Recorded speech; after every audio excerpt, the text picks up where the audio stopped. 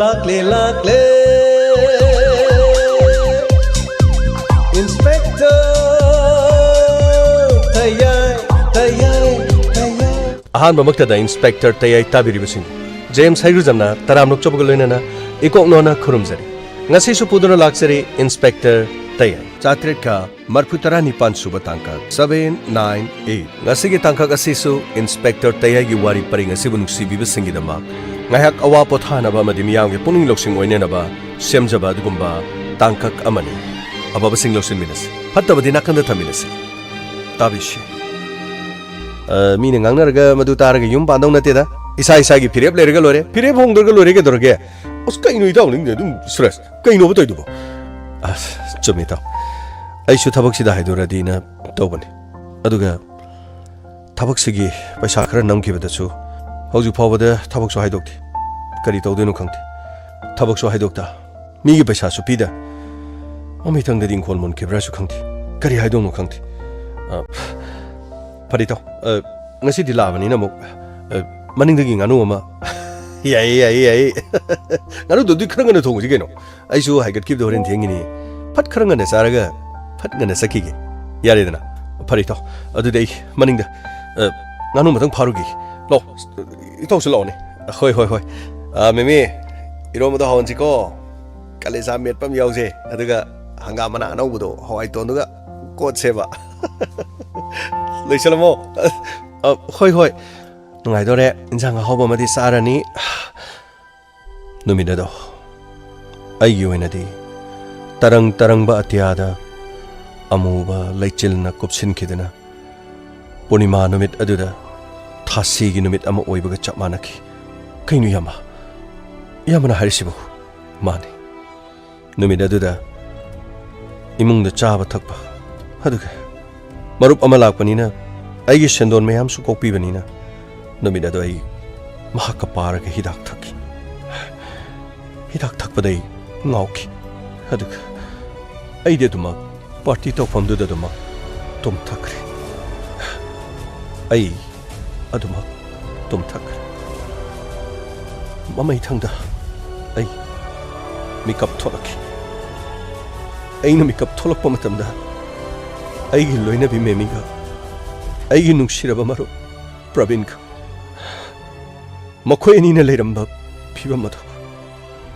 imong adu makta ichanu pina ai gi phamung da tumlak aina sangoi de yung audana tumduna leiraga ai gi loina bina mapuroi ba ai leina ai gi nungsiba bu mirai raga ai gi marup adu Karino no ite ito ai tiang ito ai chana ba toki amutu ngai biko memi mafam asida ai khanglaroi haiduna na khoina satharamli ba thabak sikari hayo nangi apama karino hayo tamo ngasi se big macha amani payo haidana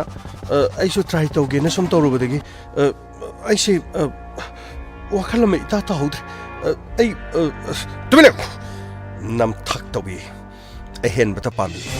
arang ara khar uraga nawa napuroi babu mirai ba ngami na sak taki khanbi chalo ai gi mang thadna nang na pamjaba nang na khoida sa nu pas gi matung indana chakko chalo hauju chalo ai gi mang sida na khoi ni lekro chalo aduga amuk khani yum masida lakpero punchi chupagi nanga aiga mari tatna bane nanga aiga mapok kasimagi karigum hiram amatada mari leina trabane chatkha chalo nasagi oijaba yengba nasa kaktiki khanba nangi nabukchal aina mayak sen khang nangi hongleba nangi lamchat nangi tawthorleba nongna tawda aina nangbu koini yengduna chalo chatkha chalo aigi manga sida lepro chatkha chalo ito waro biadi kitang ida ngobasida kitang soibellanba yari marop memi bu pudra ma phamasde kitapiko masina dongi khwaidige phaboyene chalo mafamasida koina lepika natrabadi ai gi pungning wakhalasi ai saman warak pangamdabadagi khutta ꯃꯊꯪꯁꯨ ten ꯄꯦꯔꯛꯂꯕꯗꯤ ꯑꯐꯕ ꯑꯣꯏꯔꯣꯏ ꯃꯐꯝ ꯑꯁꯤꯗ ꯏꯃꯨ ꯅꯥꯏꯃꯨ ꯇꯥꯗꯨꯅ ꯁꯤꯕ ꯅꯥꯕ ꯁꯣꯏꯗꯅ ꯌꯥꯎꯔꯛꯀꯅꯤ ꯑꯩꯒꯤ ꯃꯥꯡ ꯑꯁꯤꯗ ꯂꯦꯞꯄꯤꯒꯅꯨ ꯆꯠꯈ꯭ꯔꯣ ꯆꯠꯂꯣ ꯑꯣꯛꯇꯕꯒꯤ ꯃꯐꯝ ꯅꯠꯇꯦ ꯃꯐꯝ ꯑꯁꯤ ꯆꯠꯈ꯭ꯔꯣ ꯆꯠꯂꯣ ꯃꯤꯃꯤ ꯋꯥꯐꯝ ꯑꯁꯤꯕꯨ ꯂꯥꯎꯍꯦ ꯑꯩ ꯒꯥꯔꯤꯗ ꯂꯩꯔꯝꯃꯒꯦ ꯑꯩꯕꯨ ꯀꯔꯤꯁꯨ ꯅꯠꯇꯕ ꯁꯦꯜ ꯈꯔꯅ ꯑꯩꯕꯨ ꯄꯪꯊꯍꯜꯂꯒ ꯀꯔꯤꯁꯨ ꯅꯠꯇꯕ ꯃꯇꯦꯡ ꯈꯔꯅ ꯄꯪꯊꯍꯜꯂꯒ ꯑꯩꯅ ꯑꯩꯒꯤ ꯊꯋꯥꯏꯃꯛꯅꯤ ꯈꯟꯖꯕꯤ ꯑꯩꯒꯤ ꯊꯋꯥꯏꯃꯛꯅꯤ ꯈꯟꯖꯕꯤ ꯅꯪꯅ ꯌꯨꯝ ꯑꯁꯤꯒꯤ ꯃꯅꯨꯡꯗ ꯂꯩꯗꯨꯅ ꯑꯩꯕꯨ ꯅꯝꯊꯥꯛ ꯇꯧꯔꯝꯕ ꯑꯩꯕꯨ ꯃꯤꯅꯝꯂꯝꯕ ꯅꯪꯒꯨꯝꯕꯗꯤ ꯑꯩꯒ ꯄꯨꯟꯁꯤ ꯆꯨꯞꯄꯒꯤ ꯀꯥꯏꯅꯈꯤꯕꯗ ꯑꯩꯅ ꯅꯤꯡꯗꯣꯝ ꯄꯣꯡꯒꯗꯕ ꯀꯔꯤꯁꯨ ꯂꯩꯇꯦ ꯑꯩꯅ ꯀꯅꯥꯕꯨꯁꯨ ꯊꯥꯖꯔꯣꯏ ꯑꯩꯅ ꯃꯥꯂꯦꯝ ꯑꯁꯤꯗ ꯂꯩꯕ ꯀꯅꯥꯕꯨꯁꯨ ꯊꯥꯖꯔꯣꯏ ꯄꯨꯝꯅꯃꯛ ꯅꯝꯊꯥꯛꯅꯤ ꯄꯨꯝꯅꯃꯛ ꯅꯝꯊꯥꯛꯅꯤ ꯆꯠꯈ꯭ꯔꯣ ꯍꯧꯖꯤꯛ ꯐꯥꯎꯕ ꯆꯠꯇ꯭ꯔꯤꯕ꯭ꯔꯥ ꯂꯥꯎꯍꯦ ꯆꯠꯁ꯭ꯔꯣ ꯄꯄꯥ ꯑꯩꯈꯣꯏ ꯃꯃꯥꯁꯦ ꯀꯗꯥꯏꯗ ꯆꯠꯂꯤꯅꯣ ꯄꯄꯥ ꯑꯩꯈꯣꯏ ꯃꯃꯥꯒ ꯀꯔꯤꯒꯤ ꯈꯟꯅꯩꯅꯣ ꯑꯩꯈꯣꯏ ꯃꯃꯥꯁꯦ ꯑꯃꯨꯛ ꯍꯟꯅ ꯂꯥꯛꯑꯔꯣꯏꯗ꯭ꯔꯣ ꯄꯄꯥ ꯏꯄꯥꯒꯤ ꯖꯨꯂꯤ ꯅꯃꯥꯗꯤ ꯃꯇꯝ ꯄꯨꯝꯅꯃꯛꯀꯤ ꯑꯩꯈꯣꯏ ꯑꯅꯤꯕꯨ ꯊꯥꯗꯣꯛꯇꯨꯅ ꯆꯠꯈ꯭ꯔꯕꯅꯤ ꯃꯁꯥꯒꯤ ꯑꯣꯏꯖꯕ ꯊꯤꯕꯤ ꯅꯪꯒꯤ ꯅꯃꯥꯁꯦ ꯃꯄꯣꯛ ꯑꯁꯤꯒꯤ ꯍꯜꯂꯛꯂꯔꯣꯏ ꯅꯪꯒꯤ ꯃꯃꯥꯒꯤ ꯋꯥꯈꯜ ꯊꯥꯗꯣꯛꯂꯣ ꯅꯪꯒꯤꯗꯃꯛꯇ ꯅꯪꯒꯤ ꯑꯄꯣꯛꯄ ꯅꯄꯥ ꯑꯩ ꯂꯩꯔꯤ ꯑꯩꯅ ꯏꯆꯥꯕꯨ ꯃꯤ ꯑꯣꯏꯅꯕ ꯁꯦꯝꯒꯅꯤ ꯑꯗꯨꯒ ꯅꯪꯒꯤ ꯏꯃꯥꯅ ꯑꯐꯕ ꯑꯍꯦꯟꯕ ꯌꯦꯡꯗꯨꯅ ꯑꯩꯈꯣꯏ ꯑꯅꯤꯕꯨ ꯉꯁꯤꯗꯒꯤ ꯊꯥꯗꯣꯛꯇꯨꯅ ꯆꯠꯈ꯭ꯔꯕꯅꯤ ꯉꯁꯤꯗꯒꯤ ꯅꯪꯅ ꯑꯃꯨꯛ ꯍꯟꯅ ꯅꯪꯒꯤ ꯏꯃꯥꯒꯤ ꯃꯔꯝꯗ ꯑꯩꯉꯣꯟꯗ ꯋꯥ ꯉꯥꯡꯕ ꯌꯥꯔꯣꯏ ꯑꯗꯨꯒ ꯑꯩꯒꯤ ꯏꯆꯥ ꯖꯨꯂꯤꯒꯤꯗꯃꯛ ꯅꯪꯒꯤ ꯑꯄꯣꯛꯄ ꯅꯄꯥ ꯑꯩ ꯂꯩꯔꯤ ꯑꯩꯅ ꯄꯨꯝꯅꯃꯛ ꯍꯣꯠꯅꯒꯅꯤ ꯉꯁꯤꯗꯒꯤ ꯑꯩꯒꯤ ꯄꯨꯟꯁꯤ ꯑꯃꯗꯤ ꯅꯪꯒꯤ ꯄꯨꯟꯁꯤꯒꯤ ꯈꯣꯡꯆꯠ ꯂꯝꯕꯤ ꯑꯁꯤꯗꯒꯤ ꯅꯪꯒꯤ ꯅꯃꯥ ꯁꯤꯈ꯭ꯔꯦ ꯍꯥꯏꯅ ꯈꯜꯂꯣ ꯑꯍꯦꯟꯕꯗ ꯄꯥꯝꯕꯤ ꯃꯁꯥꯒꯤ ꯑꯣꯏꯖꯕꯗ ꯊꯤꯕꯤ ꯅꯪꯒꯤ ꯏꯃꯥꯁꯦ ꯅꯪꯒꯤ ꯏꯃꯥ ꯑꯣꯏꯅ ꯂꯩꯒꯗꯕꯒꯤ ꯁꯔꯨꯛ ꯑꯩꯈꯣꯏꯗꯒꯤ ꯂꯥꯞꯅ ꯆꯠꯈꯤꯕꯁꯤꯅꯤ ꯐꯔꯦ ꯃꯁꯤꯅ ꯐꯔꯦ ꯏꯄꯥꯀꯣꯟꯒꯤ ꯂꯥꯛꯑꯣ ꯏꯄꯥꯀꯣꯟꯒꯤ ꯏꯌꯥꯝꯕꯒꯤ ꯋꯥꯐꯝ ꯑꯁꯤꯗꯤ ꯅꯅꯥꯎꯗꯤ ꯊꯃꯣꯏꯁꯤ ꯄꯨꯕ ꯉꯝꯗ꯭ꯔꯤ ꯏꯌꯥꯝꯕꯒꯤ ꯂꯥꯏꯕꯛꯇ ꯑꯁꯨꯛ ꯇꯝꯊꯤꯕ ꯊꯧꯗꯣꯛ ꯑꯃꯁꯨ ꯊꯣꯛꯈꯤꯕ ꯑꯣꯏꯔꯦꯀꯣ ꯏꯌꯥꯝꯕ ꯃꯉꯥꯜ ꯃꯁꯤꯗꯤ ꯀꯔꯤꯁꯨ ꯅꯠꯇꯦ ꯄꯨꯟꯁꯤꯗ ꯊꯦꯡꯅꯔꯛꯈꯤꯕ ꯑꯋꯥꯕ ꯀꯌꯥꯗꯤ ꯂꯤꯗꯨꯅꯁꯨ ꯂꯣꯏꯕ ꯅꯥꯏꯔꯣꯏ ꯃꯊꯪꯒꯤ ꯅꯨꯃꯤꯠꯇ ꯅꯤꯃꯨ ꯂꯩꯀꯥꯏꯗ ꯃꯊꯪ ꯉꯥꯡꯅꯕ ꯍꯧꯈꯤ ꯃꯗꯨꯗꯒꯤ ꯑꯣꯏꯔꯔꯣꯏ ꯐꯪꯂꯔꯣꯏ ꯈꯪꯗꯅ ꯁꯦꯜ ꯊꯧꯕ ꯀꯌꯥ ꯌꯨꯝꯗ ꯃꯊꯪ ꯂꯥꯛꯁꯤꯜꯂꯛꯈꯤ ꯑꯩꯒꯤ ꯂꯣꯏꯅꯕꯤꯅ ꯃꯤꯌꯥꯝ ꯃꯃꯥꯡꯗ ꯑꯩꯕꯨ ꯆꯪꯉꯥꯠꯍꯜꯂꯝꯕ ꯃꯗꯨꯒꯤ ꯏꯀꯥꯏꯕ ꯐꯥꯎꯕꯗ ꯃꯥꯏ ꯑꯁꯦ ꯍꯪꯒꯠꯇꯨꯅ ꯆꯠꯄ ꯉꯝꯗ꯭ꯔꯤꯉꯩꯗ ꯑꯩꯅ ꯑꯩꯒꯤ ꯊꯕꯛꯀꯤꯗꯃꯛ ꯅꯝꯈꯤꯕ ꯄꯩꯁꯥ ꯈꯔꯒꯤ ꯑꯃꯗꯤ ꯃꯤꯒꯤ ꯃꯔꯜ ꯈꯔ ꯑꯩꯅ ꯄꯨꯁꯤꯜꯂꯤꯕꯁꯤꯡ ꯑꯗꯨꯅ ꯑꯩꯒꯤ ꯑꯋꯥꯕ ꯍꯥꯏꯕꯗꯣ ꯑꯣꯏꯁꯤꯜꯂꯛꯈꯤ ꯅꯨꯄꯤ ꯂꯩꯇ꯭ꯔꯕꯅꯤꯅ ꯅꯨꯄꯤ ꯀꯥꯏꯅꯔꯕꯅꯤꯅ ꯄꯨꯝꯅꯃꯛ ꯑꯣꯏꯔꯔꯣꯏ ꯍꯥꯏꯗꯨꯅ ꯈꯟꯕ꯭ꯔꯥ ꯈꯟꯈꯤ ꯁꯦꯜ ꯇꯣꯟꯕ ꯃꯈꯩ ꯃꯔꯤ ꯊꯧꯕ ꯍꯧꯖꯤꯜꯂꯛꯈꯤ ꯁꯦꯜ ꯑꯇꯣꯟꯕ ꯈꯔꯗꯤ ꯃꯔꯨꯞ ꯃꯄꯥꯡꯒꯤ ꯅꯃꯥꯗ ꯇꯤꯟꯅꯕꯒꯤ ꯅꯃꯥꯗ ꯑꯩꯕꯨ ꯅꯨꯡꯁꯤꯅ ꯂꯣꯏꯅꯕ ꯑꯩꯒꯤ ꯃꯔꯨꯞ ꯑꯃꯅꯤ ꯈꯟꯗꯨꯅ ꯑꯩꯅ ꯃꯉꯣꯟꯗ ꯃꯇꯦꯡ ꯅꯤꯖꯈꯤꯕꯗꯨꯗꯤ ꯃꯥꯗꯤ ꯑꯩꯒꯤ ꯂꯣꯏꯅꯕꯤ ꯁꯛꯍꯦꯟꯕꯤ ꯃꯦꯃꯤꯕꯨ ꯎꯔꯨꯕꯗ ꯄꯨꯛꯆꯦꯜ ꯍꯣꯡꯈꯤ ꯑꯩ ꯈꯪꯈꯤ ꯑꯩꯒꯤ ꯌꯨꯝꯗ ꯂꯩꯔꯤꯕ ꯑꯩꯒꯤ ꯅꯨꯄꯤ ꯃꯇꯝ ꯄꯨꯝꯅꯃꯛꯇ ꯃꯍꯥꯛꯅ ꯊꯥꯒꯠꯂꯤ ꯃꯇꯝ ꯄꯨꯝꯅꯃꯛꯇ ꯃꯍꯥꯛꯅ ꯂꯨꯅ ꯆꯥꯅ ꯇꯧꯏ ꯑꯗꯨꯕꯨ ꯑꯩꯅ ꯐꯠꯇꯕ ꯋꯥꯈꯜꯗꯤ ꯊꯣꯏꯅ ꯍꯦꯟꯅ ꯈꯜꯂꯨꯗꯦ ꯑꯗꯨꯕꯨ ꯈꯪꯍꯧꯗꯅ ꯑꯩꯒꯤ ꯃꯦꯃꯤꯒꯤ ꯄꯨꯟꯁꯤꯗ ꯑꯑꯣꯟꯕ ꯑꯍꯣꯡꯕ ꯀꯌꯥ ꯂꯥꯛꯈꯤ ꯃꯐꯤ ꯃꯔꯣꯟ ꯍꯣꯡꯕ ꯌꯥꯝꯅ ꯀꯦꯕ ꯑꯗꯨꯒ ꯀꯣꯏꯕ ꯆꯠꯄ ꯂꯩꯇꯕꯒꯤ ꯋꯥꯈꯜ ꯃꯉꯣꯟꯗ ꯊꯣꯏꯅ ꯈꯟꯖꯤꯜꯂꯛꯇꯦ ꯂꯩꯇ꯭ꯔꯕꯁꯨ ꯄ꯭ꯔꯕꯤꯟꯗꯒꯤ ꯍꯪꯂꯒ ꯄꯨꯔꯒ ꯂꯣꯏꯔꯦ ꯍꯥꯏꯕ ꯋꯥꯈꯜ ꯈꯜꯂꯛꯈꯤ ꯃꯗꯨ ꯈꯛꯇ ꯅꯠꯇꯦ ꯑꯩ ꯈꯪꯗꯅ ꯇꯣꯉꯥꯟꯅ ꯄ꯭ꯔꯕꯤꯟꯗꯒꯤ ꯑꯃꯨꯛꯁꯨ ꯄꯩꯁꯥ ꯄꯨꯗꯨꯅ ꯂꯩꯔꯝꯈꯤ ꯍꯥꯏꯔꯨꯔꯒ ꯃꯍꯥꯛꯅ ꯇꯥꯜꯂꯒ ꯇꯣꯉꯥꯟꯅ ꯁꯤꯡꯒꯅꯤ ꯌꯥꯅꯖꯕꯒꯤ ꯃꯍꯥꯛꯀꯤ ꯇꯣꯉꯥꯟꯅ ꯂꯧꯒꯅꯤ ꯍꯥꯏꯕ ꯋꯥꯐꯝ ꯐꯥꯎꯕ ꯍꯥꯏꯈꯤ ꯑꯁꯤꯒꯨꯝꯕ ꯀꯌꯥꯁꯤꯗꯒꯤ ꯑꯩꯅ ꯁꯦꯜ ꯈꯔꯇꯪ ꯁꯤꯖꯤꯟꯅꯅꯕ ꯈꯔ ꯂꯤꯛꯅ ꯄꯥꯅ ꯌꯨꯝ ꯑꯁꯤ ꯄꯥꯅꯅꯕꯒꯤꯗꯃꯛ ꯑꯩꯅ ꯍꯥꯏꯈꯤ ꯄꯨꯝꯅꯃꯛ ꯑꯗꯣ ꯃꯉꯣꯟꯗꯗꯤ ꯃꯥꯒꯤ ꯑꯅꯤꯡꯕ ꯑꯄꯥꯝꯕꯗ ꯌꯦꯠꯄꯅꯤ ꯍꯥꯏꯅ ꯈꯟꯈꯤ ꯅꯨꯃꯤꯠ ꯑꯗꯨꯁꯨ ꯈꯪꯍꯧꯗꯅ ꯁꯨꯝꯅ ꯄ꯭ꯔꯕꯤꯟꯅ ꯂꯥꯛꯇꯨꯅ ꯌꯨꯝ ꯑꯗꯨꯗ ꯑꯩꯕꯨ ꯄꯪꯊꯍꯟꯈꯤ ꯑꯩꯒꯤ ꯂꯣꯏꯅꯕꯤꯕꯨ ꯁꯦꯜ ꯀꯌꯥ ꯆꯥꯏꯁꯤꯟꯗꯨꯅ ꯄꯪꯊꯍꯟꯈꯤ ꯃꯈꯣꯏ ꯑꯅꯤꯒꯤ ꯑꯅꯤꯡꯕ ꯑꯄꯥꯝꯕ ꯄꯨꯝꯅꯃꯛ ꯊꯨꯡꯈ꯭ꯔꯦ ꯑꯗꯨꯕꯨ ꯑꯩꯒꯤ ꯄꯨꯟꯁꯤꯗꯗꯤ ꯑꯅꯧꯕ ꯂꯥꯟ ꯑꯃ ꯂꯥꯛꯈꯤ ꯑꯅꯧꯕ ꯂꯥꯟ ꯑꯗꯨꯗꯤ ꯁꯦꯜꯁꯤꯡ ꯑꯗꯨ ꯄꯤꯗ꯭ꯔꯕꯗꯤ ꯌꯨꯝ ꯏꯪꯈꯣꯜ ꯃꯨꯟꯒꯅꯤ ꯍꯥꯏꯕꯒꯤ ꯋꯥꯐꯝ ꯐꯥꯎꯕ ꯂꯥꯛꯈꯤ ꯑꯁꯤꯒꯨꯝꯕ ꯀꯌꯥꯁꯤꯗꯒꯤ ꯁꯦꯟ ꯇꯣꯜꯂꯤꯕ ꯃꯈꯣꯏ ꯃꯤꯑꯣꯏ ꯑꯍꯨꯝ ꯃꯔꯤ ꯃꯪꯒꯣꯜ ꯑꯗꯨꯗ ꯐꯝꯍꯟꯈꯤ ꯑꯃꯗꯤ ꯑꯩꯅ ꯃꯈꯣꯏ ꯄꯨꯝꯅꯃꯛꯇ ꯑꯩꯅ ꯍꯥꯏꯖꯈꯤ ꯃꯌꯥꯝ ꯄꯨꯝꯅꯃꯛꯁꯨ ꯄꯪꯋꯥ ꯋꯥꯕꯤꯔꯦ ꯑꯩ ꯁꯦꯜꯁꯤ ꯇꯁꯦꯡꯅ ꯁꯤꯡꯉꯣꯏ ꯍꯥꯏꯅꯗꯤ ꯑꯩ ꯂꯩꯖꯕ ꯅꯠꯇꯦ ꯑꯩꯁꯨ ꯍꯥꯟꯅꯒꯤ ꯑꯇꯣꯟꯕ ꯈꯔꯗꯤ ꯑꯩꯁꯨ ꯃꯤꯉꯣꯟꯗꯒꯤ ꯄꯨꯔꯒ ꯈꯔꯗꯤ ꯁꯤꯡꯖꯈ꯭ꯔꯕꯅꯤ ꯑꯗꯨꯕꯨ ꯑꯩ ꯏꯪꯈꯣꯜꯁꯤ ꯌꯣꯟꯅꯅꯕꯒꯤꯗꯃꯛ ꯍꯥꯏꯅꯖꯔꯦ ꯑꯗꯨꯒ ꯁꯦꯜꯁꯤ ꯑꯩꯅ ꯂꯧꯖꯔꯨꯕ ꯇꯥꯏꯇꯣꯝꯕꯤ ꯑꯗꯨꯒ ꯇꯥꯀꯨꯃꯥꯔ ꯑꯩꯅ ꯋꯥꯐꯝ ꯑꯃꯇꯪ ꯍꯥꯏꯖꯅꯤꯡꯉꯤ ꯃꯗꯨꯗꯤ ꯏꯪꯈꯣꯜ ꯑꯁꯤ ꯑꯩꯅ ꯃꯤ ꯑꯇꯣꯞꯄꯗ ꯌꯣꯟꯗ꯭ꯔꯤꯉꯩꯗ ꯑꯩꯅ ꯁꯦꯜ ꯂꯧꯖꯔꯨꯕ ꯇꯥꯏꯇꯣꯝꯕꯤ ꯇꯥꯀꯨꯃꯥꯔ ꯂꯩꯕꯤꯔꯤꯕꯁꯤꯡ ꯃꯌꯥꯝꯅ ꯏꯪꯈꯣꯜ ꯑꯁꯤ ꯂꯧꯕ ꯉꯝꯕꯤꯔꯒꯗꯤ ꯑꯗꯨꯝ ꯂꯧꯔꯒ ꯑꯍꯦꯟꯕ ꯁꯦꯟꯐꯝ ꯑꯗꯨ ꯑꯩꯅ ꯍꯟꯗꯣꯛꯆꯔꯒ ꯑꯇꯣꯟꯕꯁꯤꯡ ꯑꯇꯩ ꯃꯌꯥꯝ ꯂꯩꯕꯤꯔꯤꯁꯤꯡꯁꯤꯁꯨ ꯑꯩꯅ ꯄꯤꯖꯒꯦ ꯍꯥꯏꯅ ꯈꯟꯖꯕ ꯍꯥꯏ ꯌꯥꯔꯦ ꯌꯥꯔꯦ ꯏꯕꯨꯡꯉꯣ ꯅꯪꯒꯤ ꯏꯪꯈꯣꯜꯗꯤ ꯑꯩꯈꯣꯏ ꯀꯩꯁꯨ ꯄꯥꯝꯗꯦ ꯅꯪ ꯏꯪꯈꯣꯜꯁꯦ ꯁꯅꯥꯔꯣꯅꯦ ꯁꯅꯥꯔꯣ ꯊꯕꯛ ꯇꯧꯅꯤꯅ ꯀꯩꯁꯨ ꯀꯥꯟꯅꯗꯕꯗ ꯍꯧꯖꯤꯛꯀꯤ ꯃꯇꯝꯁꯤꯗ ꯅꯠꯇꯦ ꯀꯗꯥꯏꯗꯅꯣꯕ ꯅꯪꯅ ꯅꯝꯃꯤ ꯄꯩꯁꯥꯗꯨꯕꯨ ꯀꯗꯥꯏꯗꯅꯣꯕ ꯊꯕꯛ ꯈꯟꯒꯗꯧꯔꯤ ꯃꯐꯝꯗꯨ ꯅꯪ ꯄꯩꯁꯥꯗꯣ ꯅꯠꯇꯦꯅ ꯁꯦꯔꯥꯟ ꯇꯨꯔꯥꯟ ꯄꯤꯔꯝꯃꯅꯤ ꯃꯤꯅ ꯂꯧꯊꯣꯛꯄꯤꯔꯒ ꯊꯕꯛꯁꯨ ꯈꯟꯗ꯭ꯔꯦ ꯅꯠꯇꯦ ꯇꯥꯝ ꯑꯃꯃꯨꯛ ꯂꯣꯏꯁꯜꯂꯦ ꯍꯟꯗꯛꯀꯤ ꯇꯥꯝꯁꯤ ꯅꯪ ꯊꯕꯛꯇꯨ ꯈꯜꯂꯛꯈꯤꯗ꯭ꯔꯅꯦ ꯇꯥꯏꯇꯣꯝꯕꯤ ꯋꯥꯔꯧꯕꯤꯕ ꯌꯥꯗꯦ ꯑꯩꯁꯨ ꯌꯥꯒꯗ꯭ꯔꯥ ꯑꯣꯏꯒꯗ꯭ꯔꯥ ꯍꯥꯏꯗꯨꯅ ꯏꯍꯩꯁꯤꯡ ꯇꯝꯖꯔꯨꯕꯅꯤꯅ ꯊꯕꯛꯇꯨ ꯌꯥꯔꯒꯗꯤꯅ ꯇꯧꯔꯨꯕꯅꯤ ꯑꯗꯨꯕꯨ ꯍꯧꯖꯤꯛ ꯐꯥꯎꯕꯗꯤ ꯍꯥꯏꯗꯣꯛꯄꯤꯗ꯭ꯔꯦ ꯍꯥꯏꯗꯣꯔꯣ ꯁꯨꯡꯉꯥꯏ ꯍꯥꯏꯗꯣꯔꯣ ꯍꯧꯖꯤꯛ ꯌꯦꯡꯉꯣ ꯍꯥꯟꯅ ꯁꯦꯟꯇꯔꯗ ꯄꯥꯏꯔꯤꯕ ꯁꯔꯀꯥꯔꯗꯨ ꯑꯗꯨꯒꯤ ꯃꯇꯝꯗꯨꯗ ꯅꯝꯈꯤꯕ ꯊꯕꯛꯅꯤ ꯁꯦꯟꯇꯔꯗꯨ ꯁꯔꯀꯥꯔꯁꯨ ꯍꯣꯡꯉꯦ ꯍꯧꯖꯤꯛꯇꯤ ꯑꯅꯧꯕ ꯁꯔꯀꯥꯔ ꯂꯥꯛꯑꯦ ꯁ꯭ꯇꯦꯠꯁꯤꯗꯁꯨ ꯑꯇꯣꯞꯄ ꯁꯔꯀꯥꯔ ꯄꯥꯏꯔꯦ ꯅꯠꯇꯦ ꯀꯅꯥꯅ ꯅꯪꯒꯤ ꯊꯕꯛꯇꯣ ꯍꯥꯞꯄꯤꯗꯧꯔꯤꯒꯦ ꯀꯗꯥꯏꯗꯒꯤ ꯚꯣꯠ ꯃꯥꯟꯅꯗꯕ ꯃꯤ ꯐꯥꯎ ꯆꯦꯡꯒꯦꯗ꯭ꯔꯀꯥꯟꯁꯤꯗ ꯅꯪꯒꯤ ꯃꯇꯝꯗꯨꯒꯤ ꯁꯔꯀꯥꯔꯗꯨ ꯅꯠꯇꯦꯅꯦ ꯑꯣꯏꯔꯔꯣꯏꯅꯦ ꯑꯗꯨ ꯁꯔꯨꯛꯄꯨꯗꯤ ꯅꯪꯅ ꯄꯤꯈꯤꯕꯗꯨ ꯆꯪꯉꯒ ꯄꯩꯁꯥꯗꯨ ꯄꯤꯌꯣꯅ ꯅꯪ ꯊꯧꯔꯒ ꯃꯌꯥꯝꯒꯤ ꯄꯩꯁꯥꯗꯨ ꯍꯟꯇꯣꯛꯅꯕꯁꯨ ꯅꯪꯅ ꯁꯤꯟꯗꯦ ꯅꯪꯅ ꯅꯪꯒꯤ ꯊꯕꯛꯇꯨ ꯑꯣꯏꯔꯛꯈꯤꯅꯦꯅ ꯑꯗꯨꯝ ꯇꯧ ꯂꯩꯅꯦ ꯇꯥꯏꯇꯣꯝꯕꯤ ꯑꯩ ꯌꯥꯝ ꯀꯟꯅꯗꯤ ꯍꯣꯠꯅꯖꯕꯅꯤ ꯄꯩꯁꯥ ꯍꯟꯇꯣꯛ ꯍꯥꯏꯕꯁꯨ ꯌꯥꯗꯕ ꯁꯤꯗꯒꯤꯗꯤ ꯊꯕꯛ ꯑꯗꯨ ꯆꯠꯂꯤ ꯑꯗꯥ ꯆꯠꯂꯤ ꯃꯤꯇꯤꯡ ꯇꯧꯔꯤ ꯕꯤꯙꯥꯟ ꯁꯚꯥ ꯃꯤꯐꯝ ꯑꯗꯨꯅ ꯑꯩꯁꯨ ꯌꯥꯒꯗ꯭ꯔꯅ ꯇꯧꯕꯅꯤ ꯑꯩ ꯑꯃ ꯑꯣꯏꯔꯦ ꯑꯩ ꯇꯥꯏꯇꯣꯝꯕꯤ ꯈꯣꯏ ꯇꯥꯀꯨꯃꯥꯔ ꯈꯣꯏꯅ ꯏꯪꯈꯣꯜꯁꯦ ꯂꯧꯔꯣꯏ ꯍꯥꯏꯕꯅꯤꯅ ꯑꯩꯅ ꯌꯣꯟꯒꯗꯕ ꯃꯤꯗꯣ ꯑꯗꯨꯗ ꯑꯩ ꯌꯣꯟꯖꯔꯛꯀꯦ ꯍꯣꯏ ꯃꯇꯝ ꯂꯩꯇ꯭ꯔꯕꯅꯤ ꯍꯟꯗꯛꯇꯤꯅꯦ ꯑꯩ ꯍꯥꯏꯁꯤꯅꯤꯀꯣ ꯅꯪꯅ ꯌꯣꯟꯅꯤ ꯍꯥꯏꯗꯨ ꯀꯩ ꯅꯨꯃꯤꯠꯇꯅꯣ ꯇꯥꯏꯇꯣꯝꯕꯤ ꯑꯩ ꯉꯁꯤꯒꯤꯃꯛ ꯑꯩ ꯄꯥꯎ ꯐꯥꯎꯅꯔ ꯍꯌꯦꯡꯐꯥꯎꯗ ꯄꯩꯁꯥ ꯊꯤꯅꯕꯗ ꯑꯩ ꯍꯣꯠꯅꯖꯔꯒꯦ ꯇꯥꯏꯇꯣꯝꯕꯤ ꯃꯁꯤꯐꯥꯎꯗꯗꯤ ꯉꯥꯏꯕꯤꯔꯣ ꯑꯣꯏꯗ ꯄꯥꯗꯕꯗꯤ ꯉꯥꯡꯒꯅꯨ ꯍꯣꯏ ꯑꯩ ꯋꯥ ꯍꯥꯏꯒꯦ ꯅꯌꯨꯝꯁꯤꯗ ꯂꯩꯔꯤꯕ ꯅꯪꯒꯤ ꯅꯨꯄꯤ ꯐꯥꯎꯕꯅ ꯅꯪ ꯊꯥꯖꯗꯗꯅ ꯅꯪꯒꯤ ꯅꯌꯨꯝꯁꯤꯗꯒꯤ ꯑꯇꯣꯞꯄ ꯅꯨꯄꯥꯒ ꯆꯦꯟꯈ꯭ꯔꯤ ꯅꯪꯒꯤ ꯅꯨꯄꯤ ꯐꯥꯎꯕꯅ ꯅꯪ ꯊꯥꯖꯗꯕ ꯍꯥꯏꯁꯤꯅꯗꯤ ꯏꯕꯨꯡꯉꯣ ꯑꯩꯈꯣꯏꯅꯗꯤ ꯅꯪ ꯊꯥꯖꯕꯗꯤ ꯉꯝꯗ꯭ꯔꯤꯅꯦ ꯈꯔꯗꯤ ꯂꯨꯔꯦ ꯁꯣꯏꯗꯤ ꯁꯣꯏꯔꯨꯅꯨꯀꯣ ꯀꯔꯤꯒꯨꯝꯕ ꯍꯟꯗꯛꯁꯤ ꯁꯤ ꯁꯣꯏ ꯇꯥꯔꯒꯗꯤ ꯅꯪ ꯏꯪꯈꯣꯜꯁꯦ ꯑꯁꯤꯠꯄ ꯈꯔꯗ ꯑꯩꯈꯣꯏꯅ ꯌꯣꯟꯒꯅꯤ ꯑꯁꯤꯠꯄ ꯈꯔꯗꯨ ꯌꯣꯜꯂꯒ ꯃꯗꯨꯒꯤ ꯄꯩꯁꯥꯗꯣ ꯑꯩꯈꯣꯏꯒꯤꯗꯨ ꯐꯪꯉ ꯂꯣꯏꯔꯦ ꯅꯪꯒꯤ ꯃꯥꯡꯒꯦꯔꯥ ꯇꯣꯡꯒꯦꯔꯥ ꯅꯪ ꯏꯪꯈꯣꯜ ꯆꯥꯎꯕ ꯄꯤꯛꯄꯩ ꯋꯥ ꯑꯩꯈꯣꯏ ꯈꯪꯗꯦ ꯑꯁꯤꯅ ꯑꯔꯣꯏꯕ ꯑꯣꯏꯔꯁꯤ ꯏꯕꯨꯡꯉꯣ ꯀꯨꯃꯥꯔ ꯀꯔꯤ ꯍꯥꯏꯔꯤ ꯇꯥꯗ ꯑꯩꯈꯣꯏꯅ ꯐꯔꯦꯗꯣ ꯑꯩꯒꯤꯗꯤ ꯑꯗꯨꯝ ꯌꯥꯔꯦꯗ ꯏꯕꯨꯡꯉꯣ ꯁꯃꯨ ꯅꯪꯒꯤꯗꯤ ꯇꯥꯗ ꯑꯩꯒꯤꯗꯤ ꯌꯥꯝꯕ ꯅꯠꯇꯦꯗ 50,000 ꯈꯛꯇꯅꯤꯗ ꯇꯥꯗ ꯑꯩꯈꯣꯏꯅ ꯌꯥꯎꯕꯗꯣ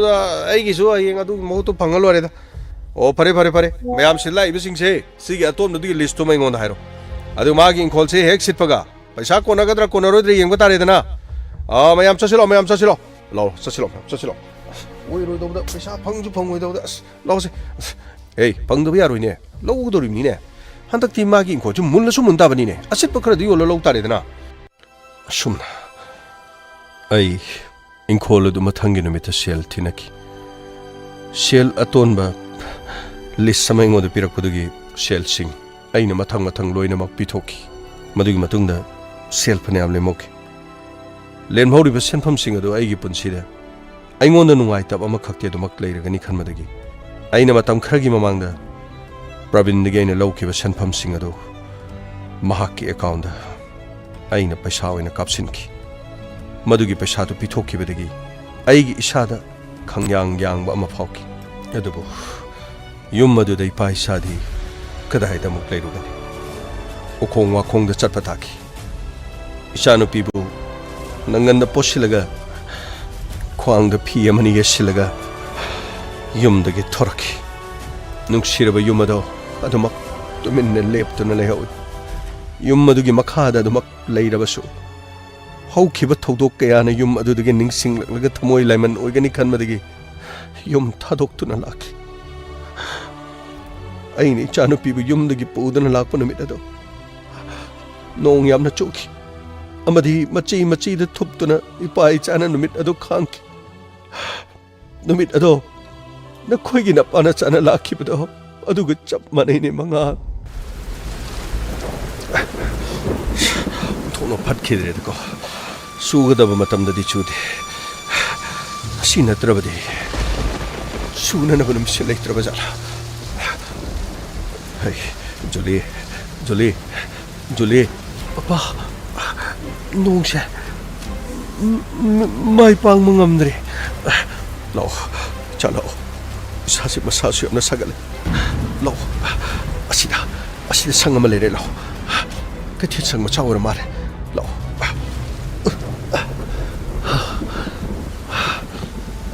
ꯉꯁꯤꯒꯤꯗꯤ ꯃꯐꯝ ꯑꯁꯤꯗ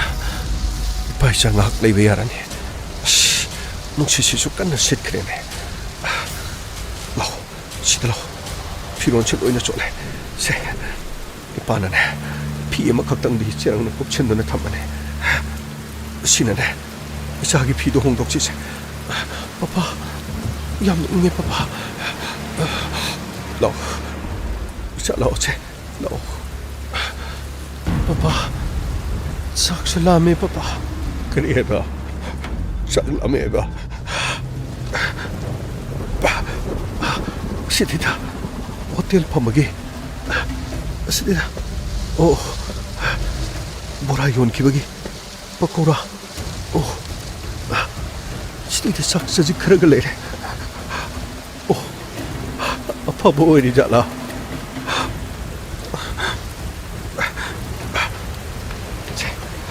이식 못할 마차시가 세기 짝짝 고마 마차시 세 이생지기 땅 터우세 세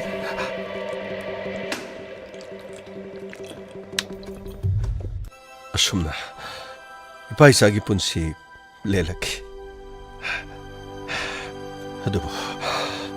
마펌 마두다도 막 레이베디 하다보니나 마펌 마마데기 아마다 마펌 마마데기 아마다 이바이차나 짝렇게 नुमित कयानी चाब थकप याखिदे मिमीना माहंगना अइबु मिनमलंब मागी मचानुपीबु मिनमलंब मदुगी खल्लुबदा निंसिंग अहिंग कया तुम्ब याखिदे अइ चाब थकप अमत चंगी असुमना अपंग थबक खर सुरगा इचाबु उषा अमद ngabong सादना इचानुपीबु यानसेलगा थमकी मी थबक सुखी फंगलकप सेनफम खरदुना इपा इचागी पुक्थनब होनरकी इचानुपीगी मबुक्तंग थल्लबदी इचानुपीगी चाक चखो ममतंग चाब फंगलबदी हायदुना आई थबक चिलाहु थीदब मखै थबक सुजगे हायदुना युमथोंग खुदिंग इचाबु पोसिलगा युम खुदिंग चंकी कनागुमना हराव हरावना पत्ता हौदी सिंगदोकलमु हायदुना थबक पिबिरकी कनागुमना ननगंदना चा पोसिलगा करमना थबक सुगदोरिबनो हायदुना थीना गांगदुना थबक पिरकीदि असुमना अफंग थबक सुदना इपा इचाना लेलकी ममै थंगदा सेल खरा तानसिनजबा सेनफम सिंगदना रुपा लिसिंग अमखक डिपोजिट थमलगा का मचा अमदा भरा लौरगा इपा इचा लेरकी अमदी मफम अदुदना तुम्फम चाफम ओरगा थबक इंखांग सुबा चतुना सुमना चही अमा खरेना आई ख्वाइदगी वाहब पुनसिगी तांकक अमा ओइना इना लेनकी अदुबु आइगी सुमतम लाकी नोंमा खंगौदना आइगी मरुक्कीरा लाकी होय अतोगा कोने नोई नफामसा थीबदु सिरमनि नति नंबु करीमदु ताद्रो हा करीमदु ताद्रबा कइदोरगे करी तोबु यावरगे किराना आइगी इंखोलदुगे मु खना चेनबु थोलबरो अस नत्तेदा अदुगी वा नत्ते नंगसिदि ओइ नंगनो वाजरबु पुनमक्तु लोइना हुजिकति माइ पाक्लबनिने आइना हाइद्रो मतम खर खांगो ना नंगनि इंखोलदु थोय खजिक्तंग खांगो लोरे ओरै पारै तोरगा इंखोलदु दुम थमसु याबनेबा ऐ अतै वा नत्तेसे नंगी थबक्तो हाइदोपुदु यावरबनि नंग खल्लबनि मसिदि कइनो हाइसिबो आइगी थबक्तो होइने खल्लबनिने ꯅꯪꯁꯤꯗꯤ ꯅꯪ ꯃꯥꯏ ꯄꯥꯛꯂꯕꯅꯦ ꯁꯤꯗꯒꯤꯗꯤ PWDꯒꯤ ꯑꯦꯁꯤꯁꯇꯦꯟ ꯏ ꯍꯥꯏꯕꯕꯨ ꯊꯣꯛꯇ꯭ꯔꯦ ꯑꯁꯦꯡꯕ꯭ꯔꯥ ꯑꯩ ꯌꯥꯎꯔꯦ ꯍꯥꯏꯕꯁꯤꯕꯨ ꯍꯩ ꯀꯔꯤꯅꯣ ꯌꯦꯡꯉꯨꯁꯦ ꯁꯤꯒꯤ ꯆꯦꯁꯤ ꯌꯦꯡꯉꯨꯁꯦ ꯁꯦ ꯎꯔꯕ꯭ꯔꯣ ꯑꯩꯈꯣꯏꯒꯤ ꯄꯣꯁꯃꯦꯟꯗꯨꯅꯅꯦ ꯅꯌꯨꯝ ꯂꯩꯇ꯭ꯔꯕꯅꯤꯅ ꯑꯩꯈꯣꯏꯗ ꯊꯤꯜꯂꯛꯏꯅꯤ ꯅꯪ ꯀꯗꯥꯏ ꯂꯩꯔꯝꯗꯣꯏꯅꯣ ꯑꯩꯉꯣꯟꯗ ꯍꯪꯉꯛꯏꯅꯦꯃꯤ ꯑꯩꯅ ꯅꯪ ꯀꯣꯏꯊꯤ ꯊꯤꯒꯦꯅ ꯅꯍꯥꯟꯗꯩꯅ ꯀꯣꯏꯊꯤ ꯊꯤꯒꯠꯂꯤꯁꯤ ꯅꯄꯥꯅ ꯆꯥ ꯑꯗꯨꯗꯤ ꯌꯥꯝꯅ ꯅꯨꯡꯉꯥꯏꯔꯦ ꯀꯤꯔꯟ ꯄꯥꯎꯁꯤ ꯌꯥꯝꯅ ꯅꯨꯡꯉꯥꯏꯔꯦ ꯅꯨꯡꯉꯥꯏꯇꯗꯤ ꯀꯩꯅꯣ ꯑꯩꯅ ꯍꯥꯏꯗ꯭ꯔꯣ ꯅꯉꯣꯟꯗ ꯑꯩ ꯑꯋꯥꯕ ꯃꯁꯥ ꯂꯦꯝꯅ ꯃꯥꯡꯗꯕꯅꯤ ꯅꯪꯅ ꯑꯗꯨ ꯌꯥꯝꯅ ꯅꯍꯩꯅ ꯁꯤꯡꯇꯝꯃꯒ ꯅꯠꯇꯦ ꯏꯅꯦ ꯑꯩꯈꯣꯏ ꯃꯥꯃꯈꯣꯏꯅ ꯅꯪꯒꯤꯗꯃꯛꯇ ꯍꯣꯠꯅꯔꯝꯕ ꯃꯌꯥꯝꯗꯣ ꯉꯁꯤꯗꯤ ꯃꯪ ꯐꯥꯎꯅꯔꯦꯕ ꯈꯖꯤꯛꯇꯪ ꯈꯪꯉꯕꯗꯤ ꯅꯌꯨꯝꯗꯨ ꯌꯣꯟꯗꯁꯨ ꯌꯥꯕꯅꯦꯃꯤ ꯅꯪꯅ ꯍꯦꯛꯇꯕ ꯋꯥꯈꯜ ꯈꯟꯗꯗꯤ ꯀꯤꯔꯟ ꯌꯨꯝ ꯑꯗꯨꯗꯤ ꯂꯩꯔꯨꯕꯒꯤ ꯀꯔꯤꯁꯨ ꯀꯥꯟꯅꯗ꯭ꯔꯦꯗ ꯌꯨꯝ ꯑꯗꯨꯒꯤ ꯃꯅꯨꯡꯗ ꯂꯩꯔꯒ ꯀꯔꯤꯅꯣ ꯑꯩꯅ ꯍꯧꯈꯤꯕ ꯊꯧꯗꯣꯛ ꯀꯌꯥ ꯅꯤꯡꯁꯤꯡꯂꯛꯇꯨꯅ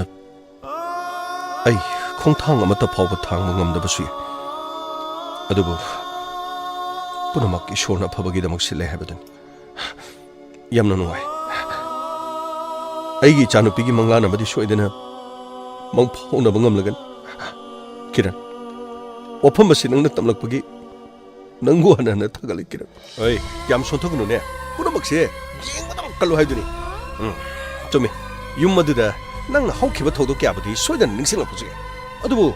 ꯑꯆꯨꯝꯕꯅ ꯃꯇꯝ ꯄꯨꯝꯅꯃꯛꯇ ꯃꯥꯏ ꯄꯥꯛꯏ ꯍꯥꯏꯕꯁꯤꯗꯤꯅꯦ ꯃꯁꯤꯗꯤ ꯑꯁꯦꯡꯕꯅꯤ ꯍꯧꯖꯤꯛ ꯃꯥꯏ ꯄꯥꯛꯄ ꯍꯧꯔꯦꯗꯅ ꯃꯥꯏ ꯄꯥꯛꯄ ꯍꯥꯏꯕꯕꯨ ꯃꯥꯏ ꯄꯥꯛꯄ ꯍꯧꯔꯦ ꯀꯔꯤꯅꯣ ꯃꯥꯏ ꯄꯥꯛꯄ ꯍꯥꯏꯕꯗꯤ ꯃꯥꯏ ꯄꯥꯛꯄ ꯍꯥꯏꯕꯕꯨꯅꯦ ꯁꯤꯅꯤꯗ ꯋꯥꯐꯝꯁꯤ ꯇꯝꯃꯒ ꯅꯪꯅ ꯅꯨꯡꯉꯥꯏꯒꯗ꯭ꯔꯥ ꯅꯨꯡꯉꯥꯏꯔꯣꯏꯗ꯭ꯔꯗꯤ ꯈꯪꯗ꯭ꯔꯦ ꯃꯦꯃꯤꯗꯨ ꯊꯦꯡꯅꯩ ꯀꯔꯤ ꯃꯥꯒꯤ ꯄꯥꯎꯗꯤ ꯌꯥꯔꯦ ꯑꯩ ꯃꯥꯒꯤ ꯄꯥꯎ ꯇꯥꯅꯤꯡꯗꯦ ꯑꯩ ꯄꯥꯎꯁꯦ ꯑꯃꯨꯛꯇ ꯇꯥꯀꯣ ꯄꯥꯎꯁꯦ ꯅꯨꯡꯉꯥꯏꯕ ꯑꯋꯥꯕ ꯑꯃꯨꯛꯇ ꯇꯥꯀꯣ ꯑꯩꯅ ꯍꯥꯏꯁꯦ ꯃꯥꯒꯤ ꯅꯨꯡꯉꯥꯏꯕ ꯇꯝꯒꯦꯅ ꯍꯥꯏꯕ ꯅꯠꯇꯦ ꯃꯁꯥ ꯃꯁꯥꯅ ꯇꯧꯖꯈꯤꯕꯗꯣ ꯑꯗꯨꯒꯤ ꯐꯣꯜꯗꯨꯅꯤ ꯑꯇꯩ ꯅꯠꯇꯦ ꯏꯟꯁꯥꯡ ꯅꯥꯄꯤ ꯌꯣꯜ ꯂꯩꯔꯝꯃꯤ ꯃꯥꯏ ꯃꯃꯤꯠꯇꯨꯁꯨ ꯂꯣꯏꯅ ꯈꯥꯝꯇꯦ ꯀꯗꯥꯏꯗꯒꯤ ꯐꯖꯕ ꯄꯨꯝꯅꯃꯛ ꯑꯃꯠꯇ ꯌꯥꯎꯍꯧꯗ꯭ꯔꯦ ꯂꯣꯏꯔꯦ ꯄꯨꯡꯂꯣꯏ ꯂꯣꯏꯍꯧꯔꯦ ꯑꯩꯁꯨ ꯃꯥꯒꯤ ꯃꯇꯧꯗꯨ ꯌꯦꯡꯒꯦꯅꯅꯦ ꯍꯦꯛꯇ ꯆꯪꯁꯤꯜꯂꯒꯅꯦ ꯀꯝꯗꯧꯔꯤ ꯀꯔꯝ ꯄꯥꯜꯂꯤ ꯍꯦꯛꯇ ꯋꯥꯔꯤꯇ ꯁꯥꯕꯅꯤ ꯃꯗꯨꯒꯤ ꯃꯃꯥꯏꯗꯨ ꯂꯩꯗꯅ ꯇꯧꯏ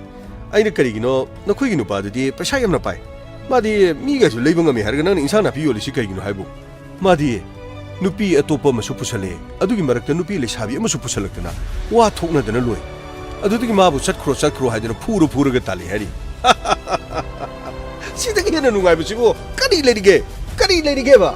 ꯑꯩ ꯁꯛ ꯐꯖꯕ ꯃꯇꯝ ꯈꯔ ꯈꯛꯀꯤ ꯋꯥꯅꯤ ꯊꯃꯣꯏ ꯁꯦꯡꯕꯗꯨꯅꯤꯅꯦ ꯆꯨꯝꯗ꯭ꯔꯣ ꯑꯩꯅ ꯍꯥꯏꯗꯤ ꯆꯨꯝꯗ꯭ꯔꯕ ꯑꯗꯨꯗꯒꯤ ꯑꯩꯅ ꯃꯈꯥ ꯇꯥꯅ ꯍꯥꯏꯅꯤ ꯑꯗꯨꯗꯤ ꯅꯄꯥꯝꯗ ꯆꯠ ꯌꯥꯗ꯭ꯔꯦ ꯃꯄꯥꯝꯗꯁꯨ ꯆꯪꯍꯟꯗ꯭ꯔꯦ ꯀꯅꯥꯃꯠꯇꯅ ꯃꯕꯨꯡ ꯃꯄꯥꯝꯇꯅ ꯃꯥꯗꯤ ꯁꯤꯈ꯭ꯔꯦ ꯃꯔꯤ ꯑꯃꯠꯇ ꯂꯩꯅꯗ꯭ꯔꯦ ꯍꯥꯏꯗꯅ ꯃꯄꯥꯝꯗꯁꯨ ꯃꯥ ꯆꯪꯒꯦ ꯌꯥꯗꯦ ꯍꯤꯡꯗꯕꯗꯤ ꯌꯥꯗꯕꯅꯤꯅ ꯀꯩꯊꯦꯜ ꯁꯪ ꯑꯃꯗ ꯐꯝꯃꯒ ꯃꯆꯤꯗ ꯄꯣꯠ ꯌꯣꯟꯗꯅ ꯃꯗꯨꯗꯒꯤ ꯐꯪꯉꯛꯄ ꯃꯅꯥ ꯃꯁꯤꯡꯒꯤ ꯈꯔꯗꯣ ꯃꯗꯨꯅ ꯍꯤꯡꯉꯤ ꯁꯤꯅꯤ ꯃꯅꯥ ꯃꯁꯤꯡ ꯇꯦꯛꯄ ꯐꯪꯗꯕ ꯅꯨꯃꯤꯠꯇꯗꯤ ꯑꯋꯥꯕ ꯑꯣꯏ ꯍꯥꯏꯔꯤ ꯑꯃꯕꯨ ꯑꯣꯏꯔꯦ ꯃꯤꯑꯣꯏꯕ ꯍꯥꯏꯕꯁꯦ ꯈꯨꯕꯥꯛ ꯈꯨꯅꯝꯅꯤ ꯉꯁꯤꯅ ꯑꯩꯒꯤ ꯍꯌꯦꯡꯅ ꯃꯤꯒꯤ ꯀꯂꯤꯗ ꯈꯨꯗꯩ ꯀꯪꯗꯦ ꯍꯥꯏꯗꯅ ꯏꯄꯥ ꯏꯄꯨꯅ ꯍꯥꯏꯔꯤꯁꯦ ꯃꯁꯤ ꯑꯣꯏꯔꯦ ꯁꯦ ꯀꯥꯟꯗꯦ ꯂꯥꯎ ꯆꯠꯅꯕ ꯇꯧꯁꯤ ꯑꯩꯈꯣꯏꯗꯅꯦ ꯃꯇꯝ ꯈꯔ ꯂꯩꯔ ꯂꯥꯎꯁꯦ ꯑꯗꯨꯒꯅꯦ ꯅꯪꯒꯤ ꯊꯕꯛꯇꯨ ꯖꯣꯏꯟ ꯇꯧꯔꯒ ꯑꯗꯩꯗꯤ ꯀꯩꯅꯣ ꯇꯧꯔꯒ ꯌꯨꯝ ꯃꯆꯥ ꯑꯃꯅ ꯁꯥꯅꯅꯕ ꯂꯝ ꯃꯆꯥ ꯑꯃ ꯂꯩꯔ ꯀꯗꯥꯏꯋꯥꯏꯗ ꯅꯪ ꯂꯩꯅꯤꯡꯐꯝꯗ ꯂꯩꯌꯨꯁꯦ ꯐꯅꯕꯗꯣ ꯑꯗꯨꯝ ꯇꯧꯔ ꯂꯣꯏꯔꯦ ꯀꯩꯗꯧꯔꯒꯦ ꯅꯪꯕꯣ ꯑꯩꯗꯤ ꯅꯍꯥꯟꯅꯁꯨ ꯍꯥꯏꯕꯅꯦ ꯑꯩꯈꯣꯏ ꯌꯨꯝꯗ ꯂꯩꯌꯣ ꯅꯪꯅ ꯃꯁꯤꯗꯩꯗꯕ ꯃꯤ ꯃꯌꯨꯝꯗ ꯂꯩꯕ ꯑꯗꯨ ꯇꯧꯕ ꯃꯔꯨꯞꯅ ꯃꯔꯨꯞ ꯍꯥꯠꯄ ꯑꯩꯗꯤ ꯑꯗꯨ ꯇꯧꯗꯧ ꯅꯠꯇꯦꯅꯦ ꯈꯪꯕ꯭ꯔꯥ ꯑꯩꯗꯤ ꯑꯗꯨꯃꯥꯏꯅ ꯆꯠꯂꯣ ꯈꯣꯠꯂꯣ ꯀꯥꯏꯅ ꯇꯥꯡꯒꯗꯧ ꯃꯤ ꯅꯠꯇꯦꯅꯦ ꯈꯪꯕ꯭ꯔꯥ ꯑꯩꯈꯣꯏꯅ ꯈꯔ ꯁꯦꯜ ꯊꯣꯛꯇꯦ ꯍꯥꯏꯕ ꯋꯥꯅꯤ ꯑꯩꯈꯣꯏ ꯁꯥꯃꯨ ꯃꯥꯒ ꯑꯩꯒꯗꯤ ꯅꯨꯡꯁꯤꯅꯅꯦ ꯊꯕꯛ ꯁꯨꯔꯦ ꯁꯨꯃꯤꯟꯅꯩ ꯆꯠꯂꯦ ꯆꯠꯃꯤꯟꯅꯩ ꯀꯞꯂꯦ ꯀꯞꯃꯤꯟꯅꯩ ꯅꯨꯡꯉꯥꯏꯔꯦ ꯁꯤꯅ ꯑꯩ ꯍꯥꯏꯁꯦ ꯄꯨꯟꯁꯤ ꯍꯥꯏꯕꯁꯤ ꯚꯦꯂꯨꯁꯦ ꯃꯁꯤꯒꯤ ꯅꯤꯌꯣꯝꯁꯤ ꯌꯥꯝ ꯆꯨꯝꯅ ꯈꯪꯕꯒꯤ ꯃꯊꯧ ꯑꯃꯈꯛ ꯇꯥꯏꯌꯦꯕ ꯅꯪꯒꯤ ꯅꯨꯄꯤꯗꯣ ꯃꯁꯛ ꯐꯖꯩꯌꯦꯅ ꯃꯥꯅ ꯌꯥꯝꯅ ꯋꯥꯡꯅ ꯃꯥꯅ ꯈꯜꯂꯤ ꯄꯨꯟꯁꯤꯁꯦ ꯃꯥꯒꯤ ꯐꯖꯕꯗꯨ ꯈꯛꯇꯅ ꯍꯦꯟꯅ ꯚꯦꯂꯨ ꯑꯣꯏꯅ ꯂꯧꯏ ꯄꯨꯝꯅꯃꯛ ꯍꯧꯈ꯭ꯔꯦꯀꯣ ꯏꯆꯥꯁꯨ ꯂꯩꯔꯤ ꯑꯗꯣ ꯑꯩꯅ ꯍꯥꯏꯔꯤꯁꯦ ꯅꯪ ꯀꯔꯤꯅꯣꯕ ꯅꯪ ꯈꯜꯂꯤꯗꯣ ꯅꯠꯇꯦ ꯅꯪꯒꯤ ꯚꯔꯥꯗꯨ ꯑꯗꯨꯝ ꯂꯩꯒꯦ ꯍꯥꯏꯔꯤꯔꯕ ꯀꯤꯔꯟ ꯅꯪꯒꯤ ꯄꯥꯎꯗꯣ ꯌꯥꯝ ꯅꯨꯡꯉꯥꯏ ꯑꯩ ꯃꯇꯝ ꯈꯔꯗꯤ ꯚꯔꯥꯁꯤꯗ ꯂꯩꯈꯤꯒꯦ ꯗꯤꯄꯣꯖꯤꯠꯇꯣ ꯑꯩ ꯈꯔꯁꯨ ꯄꯤꯁꯜꯂꯨꯔꯦꯕ ꯑꯗꯨꯒ ꯍꯧꯖꯤꯛ ꯄꯨꯔꯞ ꯍꯟꯗꯣꯛ ꯍꯥꯏꯕꯗ ꯌꯥꯔꯣꯏꯗꯧꯕ ꯈꯔꯁꯨ ꯂꯩ ꯆꯍꯤ ꯑꯃꯗꯤ ꯇꯉꯥꯏꯐꯗꯅ ꯗꯤꯄꯣꯖꯤꯠ ꯍꯜꯂꯨ ꯍꯥꯏꯔꯗꯤ ꯉꯥꯏꯒꯗꯕꯅꯤ ꯍꯥꯏꯕꯁꯨ ꯂꯩ ꯑꯩ ꯃꯇꯝ ꯈꯔꯗꯤ ꯑꯗꯨꯃꯛ ꯂꯩꯈꯤꯒꯦ ꯑꯗꯨꯒꯅꯦ ꯑꯩ ꯇꯉꯥꯏꯐꯗꯕ ꯅꯉꯣꯟꯗꯒꯤ ꯃꯇꯦꯡ ꯅꯤꯔꯁꯨ ꯑꯗꯨꯝ ꯅꯤꯔꯛꯀꯦ ꯐꯔꯦ ꯑꯗꯨ ꯑꯣꯏꯔꯗꯤ ꯌꯥꯔꯦ ꯑꯩꯁꯨꯅꯦ ꯇꯣꯏꯅ ꯂꯥꯛꯀꯦ ꯅꯪꯅ ꯑꯣꯐꯤꯁ ꯆꯠꯈ꯭ꯔꯤꯉꯩꯗ ꯅꯪ ꯅꯆꯥꯗꯣ ꯑꯩꯈꯣꯏꯗ ꯊꯝꯃꯝꯃꯒ ꯀꯩꯅꯣ ꯆꯠꯄ ꯇꯥꯔꯦꯗꯅ ꯁꯤꯗꯒꯤ ꯅꯨꯡꯉꯥꯏꯕ ꯀꯔꯤ ꯂꯩ ꯑꯩꯗꯤꯕ ꯅꯨꯡꯉꯥꯏꯕꯗ ꯊꯕꯛꯇꯤꯕꯀꯣ ꯑꯩꯈꯣꯏꯗꯤ ꯂꯥꯏꯔꯤꯛꯁꯨ ꯍꯩꯇꯦ ꯈꯟꯁꯨ ꯈꯜꯂꯣꯏ ꯄꯩꯁꯥꯁꯨ ꯄꯤꯗꯦ ꯑꯗꯣ ꯅꯪꯒꯤ ꯊꯕꯛ ꯈꯜꯂꯛꯄꯁꯤꯗꯤꯅꯦ ꯀꯔꯤꯅꯣ ꯈꯪꯗꯦ ꯅꯨꯡꯉꯥꯏꯈ꯭ꯔꯖꯥꯠꯅꯤ ꯃꯦꯇ꯭ꯔꯤꯛ ꯑꯦꯛꯖꯥꯝ ꯍꯩꯗꯣꯔꯛꯄꯗꯨ ꯄꯥꯁ ꯇꯧꯔꯛꯄꯗꯨꯒ ꯆꯞ ꯍꯦꯛ ꯃꯥꯟꯅꯩ ꯃꯗꯨ ꯈꯨꯅꯨꯡꯉꯥꯏꯗꯣ ꯌꯥꯝ ꯅꯨꯡꯉꯥꯏꯔꯦ ꯀꯤꯔꯟ ꯅꯪꯅ ꯄꯥꯎ ꯑꯁꯤ ꯇꯝꯃꯛꯄ ꯑꯩꯗꯤ ꯄꯨꯟꯁꯤꯁꯦ ꯀꯔꯤ ꯇꯧꯒꯗꯕꯅꯣ ꯈꯜꯂꯨꯕꯗ ꯑꯋꯥꯕ ꯑꯃ ꯑꯣꯏꯗꯨꯅ ꯂꯩꯔꯕꯅꯤ ꯑꯩ ꯈꯛꯇꯒꯤ ꯑꯣꯏꯔꯕꯗꯤ ꯑꯩ ꯏꯁꯥ ꯏꯊꯟꯇ ꯁꯤꯖꯔꯒꯦ ꯐꯥꯎꯕ ꯈꯟꯈꯤꯕ ꯂꯩꯔꯕꯅꯤ ꯇꯣ ꯅꯣꯏꯒꯤ ꯑꯗꯨꯒꯨꯝꯕꯒꯤ ꯇꯥꯏꯞꯇꯨ ꯇꯧꯔꯛꯀꯅꯨ ꯄꯨꯟꯁꯤ ꯑꯁꯤ ꯑꯥꯔꯊ ꯌꯥꯝꯅ ꯂꯩꯈ꯭ꯔꯕ ꯚꯦꯂꯨꯁꯦ ꯌꯥꯝ ꯂꯩꯈ꯭ꯔꯖꯥꯠꯅꯦꯃꯤ ꯑꯩꯈꯣꯏ ꯄꯣꯛꯂꯛꯏꯁꯦ ꯂꯛꯇ ꯄꯣꯛꯂꯛꯏꯅꯦꯃꯤ ꯏꯃꯥ ꯏꯄꯥꯅ ꯑꯩꯈꯣꯏ ꯄꯣꯛꯂꯛꯏꯁꯦ ꯂꯛꯇꯅꯦꯕ ꯂꯛꯇ ꯑꯗꯨ ꯅꯪ ꯈꯪꯉꯤ ꯅꯠꯇ꯭ꯔꯣ ꯁꯦ ꯑꯗꯨꯅꯅꯦ ꯄꯨꯟꯁꯤ ꯍꯥꯏꯕꯁꯤꯗꯤ ꯑꯩꯅ ꯅꯉꯣꯟꯗ ꯇꯥꯛꯅꯤꯡꯉꯥꯏ ꯁꯨꯡꯂꯩ ꯂꯩꯇꯦ ꯅꯪꯅ ꯍꯦꯟꯅ ꯈꯪꯉꯕ ꯉꯥꯛꯇꯅꯤ ꯑꯗꯨꯒꯨꯝꯕ ꯌꯥꯝꯅ ꯄꯨꯛꯆꯦꯜ ꯄꯤꯛꯄꯩ ꯋꯥꯗꯨꯗꯤ ꯁꯨꯡꯉꯥꯏ ꯍꯥꯏꯔꯛꯀꯅꯣꯁꯤ ꯉꯥꯏꯔꯦ ꯑꯗꯨꯒꯨꯝꯕ ꯋꯥꯗꯤ ꯁꯨꯡꯉꯥꯏ ꯍꯥꯏꯅꯒꯨꯝꯁꯦ ꯂꯩꯇꯦ ꯂꯥꯏꯔꯦ ꯊꯧꯔꯤ ꯌꯥꯟ ꯁꯤꯔꯤ ꯆꯥꯅꯤꯡꯉꯥꯏ ꯂꯩꯇ꯭ꯔꯦ ꯊꯧꯔꯤ ꯌꯥꯟꯁꯦ ꯈꯨꯠ ꯄꯥꯜꯂꯤꯁꯤꯗꯤ ꯈꯣꯡ ꯄꯥꯜꯂꯤꯁꯤꯗꯤ ꯅꯪ ꯁꯤꯗꯒꯤꯗꯤ ꯑꯦꯁꯣ ꯑꯃ ꯑꯣꯏꯔꯛꯑꯅꯤ ꯃꯊꯪ ꯏꯖꯨꯀꯦꯇꯤꯚ ꯃꯊꯪ ꯀꯥꯈꯠꯂꯛꯑꯅꯤ ꯅꯠꯇꯦ ꯅꯪꯅ ꯍꯣꯠꯅꯖꯔꯨꯕ ꯅꯍꯥꯛꯀꯤ ꯅꯍꯩ ꯍꯩꯕꯗꯨꯅ ꯅꯪ ꯃꯗꯨ ꯑꯣꯏꯔꯛꯏꯕꯅꯦꯕ ꯑꯗꯨꯃꯛꯇꯗ ꯃꯗꯨ ꯊꯕꯛ ꯐꯪꯗ꯭ꯔꯁꯨ ꯅꯪ ꯌꯣꯄꯥꯛ ꯄꯥꯏꯗꯅ ꯊꯕꯛ ꯁꯨꯗꯅ ꯅꯪꯅ ꯅꯆꯥ ꯄꯣꯠꯁꯜꯂ ꯊꯕꯛ ꯁꯨꯕ ꯆꯠꯂꯤꯁꯦ ꯍꯤꯡꯅꯕꯒꯤꯗꯃꯛ ꯃꯤꯉꯣꯟꯗ ꯅꯤꯔꯒ ꯆꯥꯗꯅꯕꯒꯤꯗꯃꯛ ꯁꯨꯗ꯭ꯔꯕꯗꯤ ꯍꯤꯡꯕ ꯌꯥꯔꯣꯏ ꯃꯤꯄꯥꯜ ꯇꯥꯡꯉꯒ ꯍꯤꯡꯒꯗꯕ ꯅꯠꯇꯦ ꯅꯤꯔꯒ ꯆꯥꯒꯗꯕ ꯅꯠꯇꯦ ꯍꯥꯏꯕꯁꯦ ꯅꯪꯅ ꯃꯇꯝ ꯄꯨꯝꯅꯃꯛꯇ ꯇꯥꯏ ꯑꯩ ꯈꯪꯉꯦꯕ ꯑꯁ ꯌꯥꯔꯦꯁꯦ ꯅꯪꯅ ꯑꯩꯉꯣꯟꯗ ꯑꯃꯨꯛ ꯊꯥꯒꯠꯂꯦ ꯑꯩꯗꯤ ꯉꯁꯤꯁꯤ ꯅꯨꯡꯉꯥꯏꯕꯅꯅꯦ ꯃꯤꯠꯁꯤꯗꯒꯤ ꯄꯤꯁꯨ ꯇꯥꯔꯛꯑꯦ ꯏꯆꯥꯅꯨꯄꯤꯕꯨ ꯁꯤꯗꯒꯤꯗꯤ ꯃꯕꯨꯛ ꯊꯟꯅ ꯄꯤꯖꯕ ꯉꯝꯂꯒꯅꯤ ꯈꯜꯂꯨꯕꯗ ꯑꯩ ꯅꯨꯡꯉꯥꯏꯕ ꯐꯥꯎꯏ ꯏꯆꯥꯅꯨꯄꯤꯒꯤ ꯃꯅꯤꯡ ꯊꯨꯡꯅ ꯑꯩ ꯁꯦꯝꯕ ꯉꯝꯂꯒꯅꯤ ꯑꯩ ꯌꯥꯝ ꯅꯨꯡꯉꯥꯏ ꯌꯥꯔꯦ ꯑꯇꯩꯗꯤ ꯀꯞꯇ꯭ꯔ ꯈꯣꯠꯇ꯭ꯔ ꯃꯤ ꯂꯣꯏ ꯌꯦꯡꯅꯔꯤ ꯂꯥꯛꯑꯣ ꯆꯠꯁꯤ ꯂꯥꯛꯑꯣ ꯅꯪꯒꯤꯅꯦ ꯂꯩꯔꯤꯕ ꯖꯒꯥꯗꯨꯗꯅꯦ ꯀꯔꯤꯅꯣ ꯉꯥ ꯀꯧꯇꯥ ꯑꯃ ꯊꯣꯡꯉ ꯂꯣꯏꯔꯦ ꯄꯩꯁꯥꯗꯤ ꯌꯥꯝ ꯌꯥꯎꯗꯦ ꯄꯨꯂꯞ ꯆꯥꯃꯤꯟꯅꯔꯒꯅꯦ ꯉꯁꯤꯗꯤ ꯂꯥꯛꯑꯣ ꯆꯠꯁꯤ ꯂꯥꯛꯑꯣ ꯀꯥꯈꯠꯂꯣ ꯃꯤ ꯂꯥꯛꯑꯣ ꯁꯦ ꯀꯥꯈꯠꯂꯣ ꯇꯣꯡꯉꯣ ꯁꯦ ꯑꯉꯥꯡꯗꯣ ꯇꯥꯎꯅꯤꯀꯣ ꯍꯣꯏ ꯌꯥꯔꯦ ꯅꯨꯃꯤꯠ ꯑꯗꯣ ꯑꯩꯒꯤ ꯈ꯭ꯋꯥꯏꯗꯒꯤ ꯅꯨꯡꯉꯥꯏꯕ ꯅꯨꯃꯤꯠ ꯀꯤꯔꯟꯒꯤ ꯃꯑꯣꯡ ꯃꯇꯧꯗꯨꯒ ꯑꯩꯒꯤ ꯄꯨꯟꯁꯤꯗ ꯈ꯭ꯋꯥꯏꯗꯒꯤ ꯂꯨꯝꯕ ꯄꯣꯠꯂꯨꯝ ꯑꯃꯈꯛ ꯑꯩꯒꯤ ꯍꯣꯠꯅꯖꯃꯟ ꯑꯃꯗꯤ ꯆꯍꯤ ꯀꯌꯥ ꯂꯩꯔꯕ ꯃꯇꯨꯡꯗ ꯂꯥꯎꯊꯣꯛꯄꯤꯗ꯭ꯔꯕ ꯊꯕꯛ ꯑꯗꯣ ꯑꯅꯧꯕ ꯂꯩꯉꯥꯛ ꯑꯁꯤꯅ ꯍꯥꯟꯅꯒꯤ ꯅꯝꯁꯤꯟꯗꯨꯅ ꯂꯩꯕ ꯊꯕꯛ ꯂꯥꯎꯊꯣꯛꯄꯤꯔꯛꯈꯤ ꯑꯩ ꯃꯥꯏ ꯄꯥꯛꯄ ꯍꯧꯔꯛꯈꯤ ꯑꯁꯨꯝ ꯆꯍꯤ ꯈꯔ ꯍꯧꯈꯤ ꯏꯆꯥꯅꯨꯄꯤ ꯆꯥꯎꯁꯤꯜꯂꯛꯈꯤ ꯏꯪꯈꯣꯜ ꯑꯃꯈꯛ ꯇꯦꯛ ꯂꯝꯕꯤ ꯃꯄꯥꯟ ꯑꯁꯤꯗ ꯇꯧꯗꯅ ꯃꯗꯨꯒꯤ ꯃꯇꯨꯡꯗꯒꯤꯗꯤ ꯌꯨꯝ ꯑꯃ ꯁꯥꯗꯨꯅ ꯏꯄꯥ ꯏꯆꯥ ꯉꯁꯤ ꯐꯥꯎꯕ ꯂꯩꯔꯤꯕꯁꯤꯅꯤ ꯃꯁꯤꯅꯤ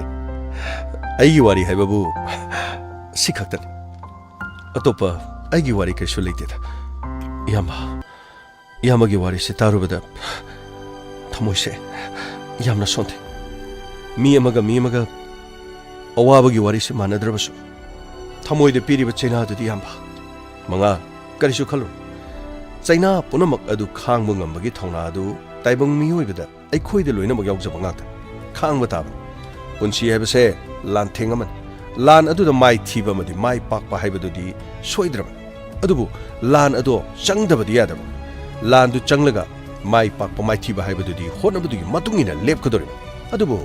ꯃꯥꯏꯊꯤꯕ ꯃꯍꯥꯛꯁꯨ ꯄꯟꯊꯨꯡ ꯌꯧꯒꯗꯕ ꯈꯖꯤꯛꯇꯪ ꯉꯥꯏꯔꯀꯥꯟꯗ ꯃꯥꯏꯊꯤꯕ ꯍꯥꯏꯕꯗꯨ ꯑꯣꯏꯒꯗꯧꯔꯤꯕꯅꯤ ꯑꯗꯨꯅ ꯄꯟꯊꯨꯡ ꯌꯧꯕꯒꯨꯝꯕꯅꯤ ꯍꯣꯠꯅꯕ ꯍꯥꯏꯕꯗꯨꯗꯤ ꯂꯦꯞꯄ ꯌꯥꯗꯕꯅꯤ ꯏꯌꯥꯝꯕ ꯑꯁꯤꯗ ꯂꯦꯞꯄꯤꯁꯤꯕꯨ ꯀꯅꯥꯅꯣ ꯖꯨꯂꯤ ꯄꯥꯕꯨꯡ ꯅꯠꯇꯦ ꯀꯩꯗꯧꯅꯣ ꯅꯪ ꯑꯗ ꯂꯦꯞꯄꯤꯗꯨ ꯀꯩꯗꯧꯔꯤꯒꯦ ꯄꯥꯕꯨꯡ ꯃꯇꯝ ꯀꯨꯏꯅꯒꯤ ꯃꯃꯥꯡꯗꯒꯤ ꯅꯆꯥꯅ ꯍꯪꯖꯔꯛꯈꯤꯕ ꯋꯥꯍꯪꯒꯤ ꯄꯥꯎꯈꯨꯝꯗꯨ ꯉꯁꯤꯗꯤ ꯄꯨꯝꯅꯃꯛ ꯐꯪꯏ ꯑꯩꯒꯤ ꯏꯃꯥ ꯀꯅꯥꯅꯣ ꯑꯩꯒꯤ ꯏꯃꯥꯒꯤ ꯄꯨꯟꯁꯤ ꯀꯔꯤ ꯉꯁꯤ ꯐꯥꯎꯕꯗ ꯄꯥꯕꯨꯡꯗ ꯑꯩꯅ ꯍꯪꯗꯅ ꯑꯩꯅ ꯂꯥꯛꯈꯤ ꯑꯗꯨꯕꯨ ꯄꯥꯕꯨꯡ ꯋꯥꯍꯪꯁꯤꯡ ꯑꯗꯨꯒꯤ ꯄꯥꯎꯈꯨꯝ ꯉꯁꯤꯗꯤ ꯂꯣꯏꯅ ꯐꯪꯖꯔꯦ ꯄꯥꯕꯨꯡꯅ ꯀꯌꯥꯗ ꯋꯥꯅ ꯍꯣꯠꯅꯖꯔꯛꯄ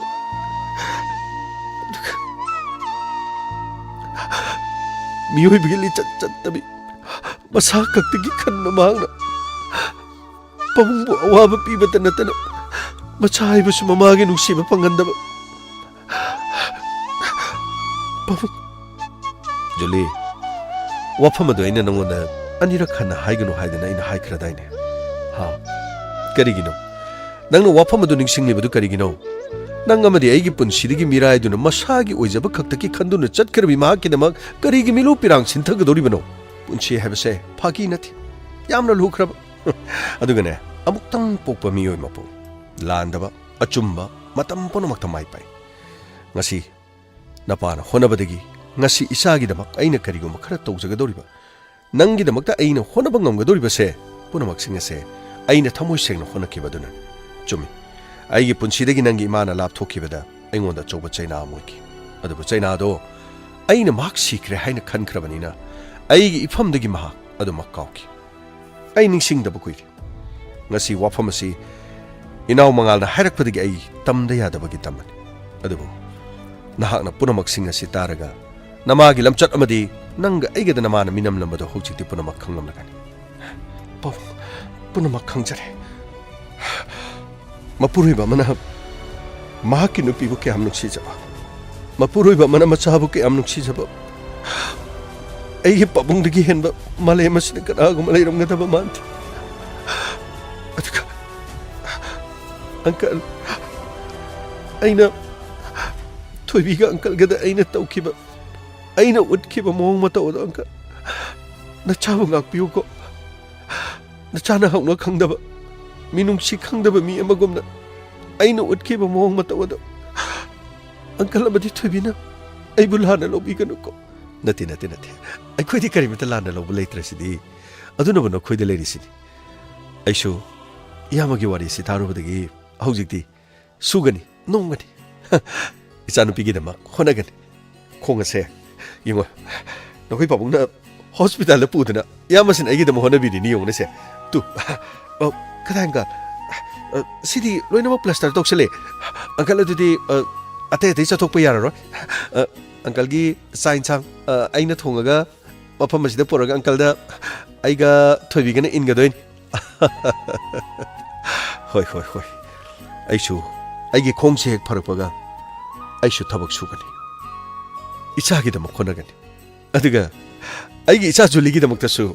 aishu honaba yawgadoribani uncle khoi atopa mafam da kaisu chalaroye ai khoi da dum leiradoni thoibi se aigi naunu pini natrane papa mani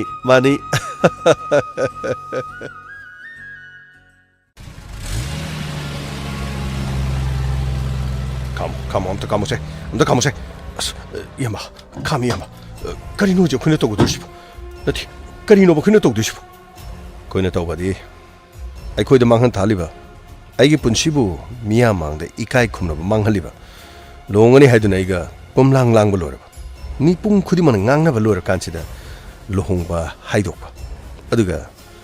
Mag office adudigi tabak tatak. Nangbusho office adudigi. Madu kaktanatana Shen Huralami office adudagi aron atupta shell kya lok thukmami haibagi mingchat thibuga loinana ai khoini mathak to mina ngangnarbasi ai khoina tumina tadun leibe yadabani haujiki madugi laman khummagi tanja madugi laman khummagi matam du yoksilabani mataw karamna ikai basigi damak laman khungani yama asida gari to lai kodai come amuk come amta kai dorge mani kari hage madam aikoi yamana wafam amatang sum yare wafam adugi already ne lambi des maina ga tatana khotana ingonda tokselakan sidagi ingonda heni yelakko taragadi aisina angi mateng soidon lorkan adugune ai loina khan nakoi apabo khan khal matam poromuk ta nokoi di phatabani ne migi mangna ba takna ba kari toksige kari lokthoksigge kari togsige onmak ase nokoina khanduna lerang natrane aduna taba to kari khangene haibini mani madam adugi wana te da aidi somda yumda angang onubiyo ko patpo kari wo tawre masi lei madam yaragadi ai kitang mai si yengbiraga handaki matangse adugi warabadine aibu warobiran sanale paksaw Bafam kaya dane soidana make adonga chanaba thaba inkhang lerangani tasengna harabada ai khoina matik sajadaba songi thabak to ai di hapu sungam jaro amuto ngai ko nangna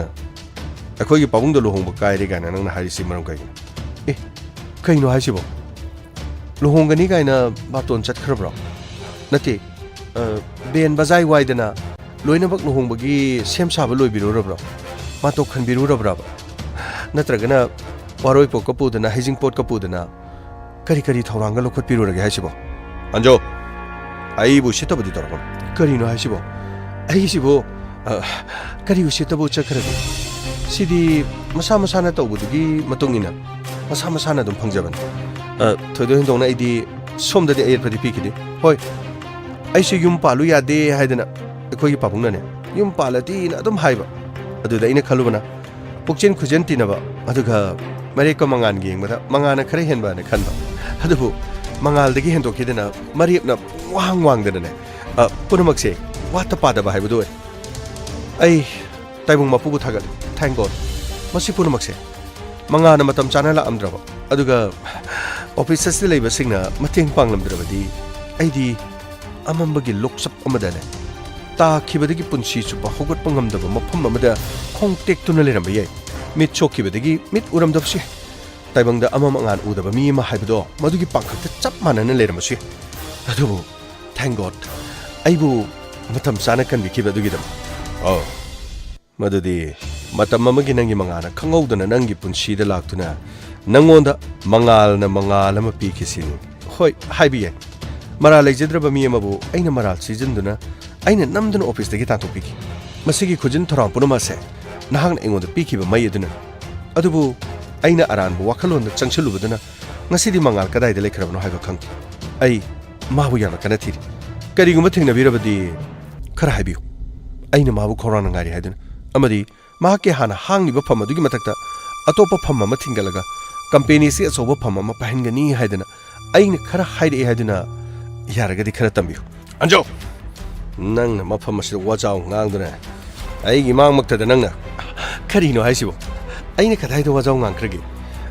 lambi sida kanana thatkibano lambi sida ibu kanana khambikibano matu manaudi asumna thatpigan ngasigi thawdose aina police ta complain ama tawraga khudang paiduna police na sorso chingagane lale haija halabadi pangnung nungai roina khalida chalukhige dudi mani madam yaragadi ai matangdo ibungo phattaba sanga tawradi afabo ero haina balai yopina uga sanga tawbadagi isingda lupa yopina ne isingda tawbangami hainariban aduga khwaidagi ka thokpada data karna haina khangnariba mahabharat ki pandab ki khwaidagi makok karna do drujadon gi michang changlubadagi afaba karna su mahabharat ne mathwai mangki afaba gi michang de lepiyo punsido sang ne hingnaba phanayam phaba mi urabasune phattabagi maike de sangsin birabadi na punsido mai paklo masi kakta nati aina haijari base munna muktang ta senbiyo yamna kanagani mabukchel phattaba mi ga loinari ba mi singdo aphaba mi urabasu kaidongning da mai paklo phattaba mi haibasidi matam punamakta pharo adomna yamna phaba mi mo oiraba phattaba mi ga di loinaraba adu urabadine adomsu thawai manglakani aduna matam leringe dane sem sadokpiyo afaba khongtang thabiyo afaba wakal khanbiyo punsi se nungai na harau na dum nungai ni hingmina ba yaba ngaktan phattaba mi ga sum loina leradi phattaba wakhan khandana ne lambi diga sumaina kham khotana ga tawrai se masi afaba ne lobigan masi guma thaba sidine machan masi leitaba aduga nupi bu ane ma thakta khanba hektamak yaraga ni khanun khudang pairaga chingnaga natraga mayumda khongya gi upulgumna suru suru nairaga thamage khanma mi singna tawgadaban matong manau amana khama ko yar madam aidi yamana sum haibadagi tangai phadana madam ai nangi nayamana haibi inbadani punamak nakhoina huralamba paisa singdo lupa la kyan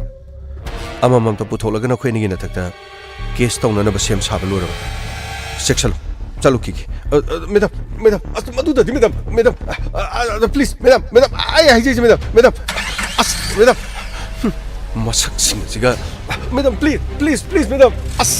loiredna as odu bobi la bag de ta mi ale ya je kai digi yamana na khamo ai dubo ai tumele tanin ngasi mana pong ngang ba mana mai pakpagi mana mang thabagi mamang thaba khudimang na lamjen thoigani haiba laiti maning da chelak liba duna su hengat khiduna lamjen thoiba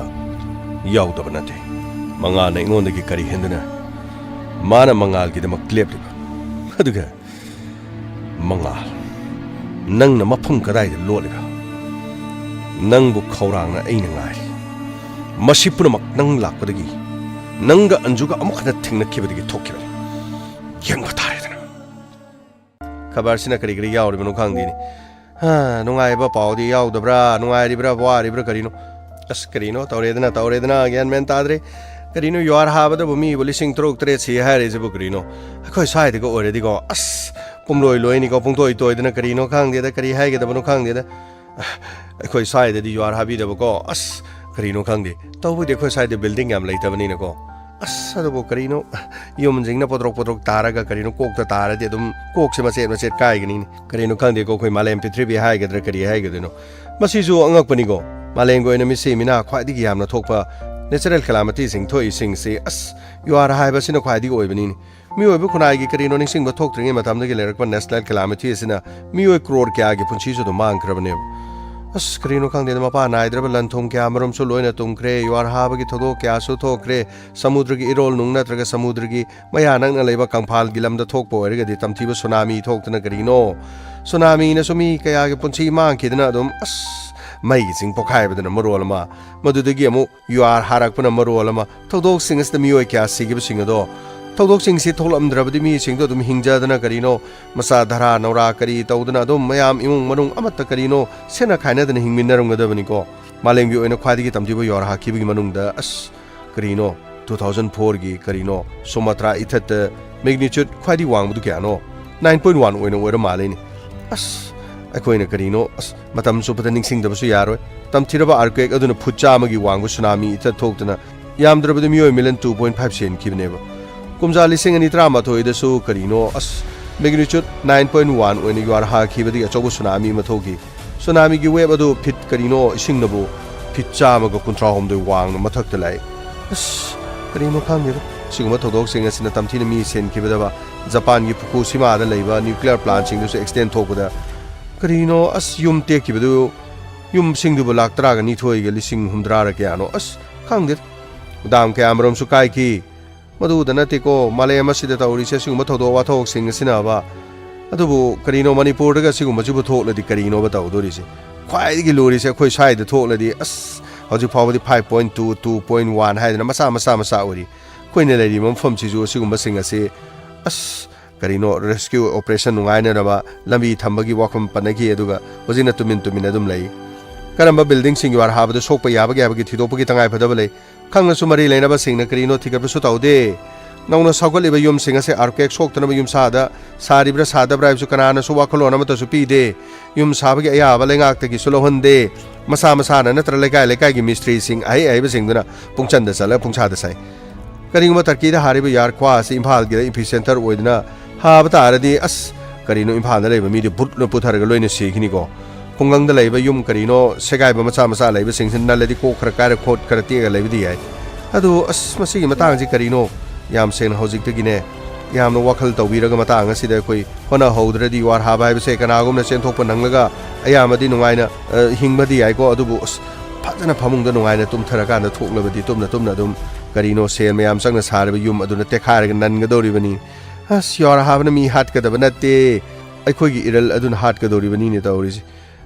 Manipur you're हाबगी थौदो थोलरो हानिंगाइ लेतिको अखोइ पुनमक यामना सेक्शनबगी तंगाइ फदबा लेको लेबा मसासा यामना सेक्शनजिको मंगाल यामा आई सिकादा ले कई दौर गया मी मलाइने अब संगलके कनानो यामा Kansas नतेदा सेना खोंदु यादबनिना अदुम direct संगलगेको यामा कनानो आई अदुम थोलके यानी यामा अंजो माने कईगिनो सुकोनो लोलेसिबो अइना लानखिबदुगी करिमता ngapiroidro anjo ngapiba kaisu thuduk leite punamakse asumna tho haidena taibong mapuna silakpani haitare nate karigumada laibakta tambana khara karigumadana ekhoi miobena khantha udabdaki karigumadana ekhoina thawa sa udabdaki karigum matamdana अखोइना लाइथोकना खलुबगी फंबियो यानी सिदा फंबियो यारे नाक अमता फंबियो खोंगदो कैनोनी सुम थबक सुबदा आई लोइना तारे खोंगदो सिखरमदि मनीना ने हाबे खंगी असुक चाव थौदो अमा थोकलब फावबदा नंगना करीमता हाइदना तुमिना लेरिबा करिगिनो अइबु नंगना मतम पुनमक्ता कौथोकपा मतम पुनमक्ता इबा लापथोकपा ngamlagatra अंजो करीनो हाइबिरिदो अइ वखल से तादरे खंगनरो हैना खंगद्रबरा नत्रगा अइना लानखिबा दुगिदमक अइबु इकाइबा पिबिरिब्रा हाइबियो मधु मतंग सेंगना खंगजगे हाइबियो करीनो हारिदो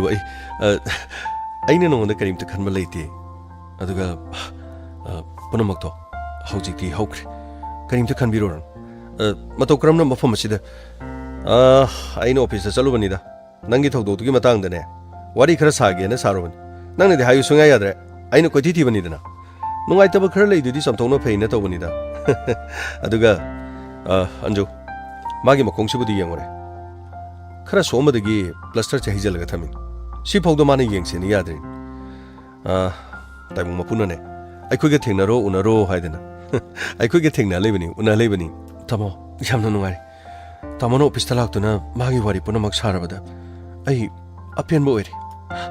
अइना माबु खुंगल लेबनि मागी लेफमदसु चलुबनि दुबु मफम अदुदि टेमखाइदुना करिनो कइनो मयाम साहोर मागी खुंगल लेबदा अइसु अंगावबि ओइदना कुइचा चत्तुना लेरबनि मरक असिदा शेखर अमदि मनिना अइबु लंबिदा थत्तुना करि शेखरगा मनिगना लंबिदा होय करिगी मखोइदि करि हारिबा मखोइ यानिंबा पाम्बा करिनो हाइबा खंथि अदुबु मखोइ अफबा मिनाथि सोइदना फतबा थबा अमदि तोरकनि खले अखोइ सेक्सनबा चुमे लाकले लाकले इंस्पेक्टर तैयार तैयार तैयार लाकले लाकले लाकले लाकले इंस्पेक्टर तैयार तैयार तैयार उठनबा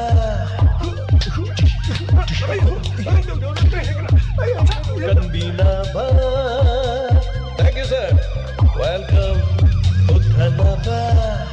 Kanbinaba.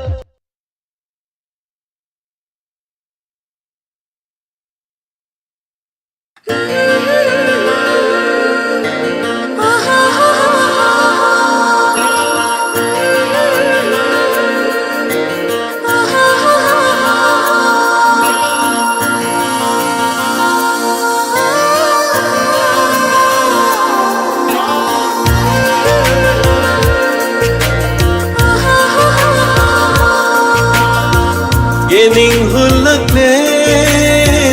aigi tamoise nangi nungsi satam urubada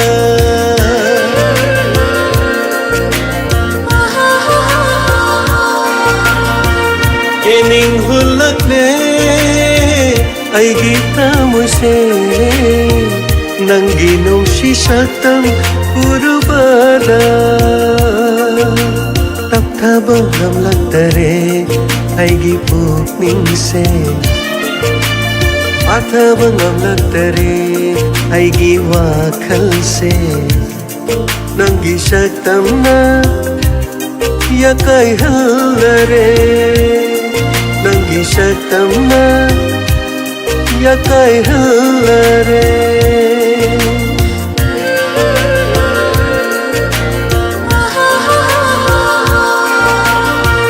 Yening hulakne aigi tamoise nangi nungsi satam urubada nangi nungsi satam urubada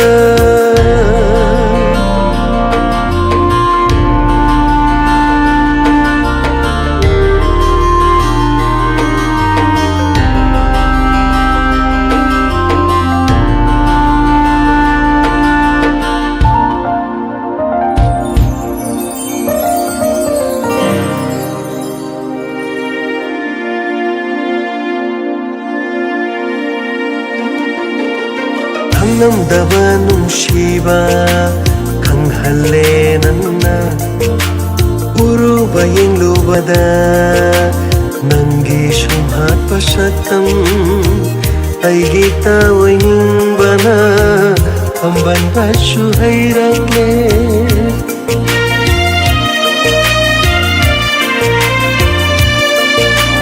khanglamdaba nungsiba khanghalle nangna uruba yenglubada nanggi sumhat pasatam aigi tawaingbana amban basu hayrakle Mikup amatashu kauba namdare Mikup amatashu kauba namdare Nangu Nangu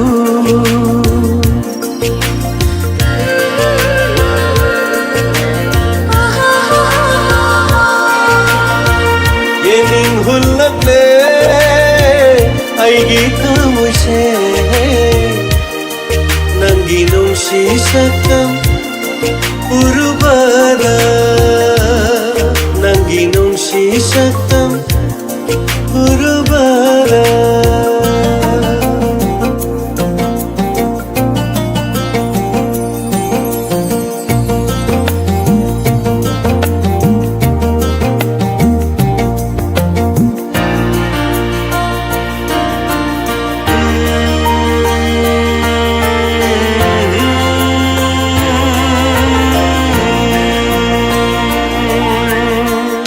Bamalang syahuna humnak pada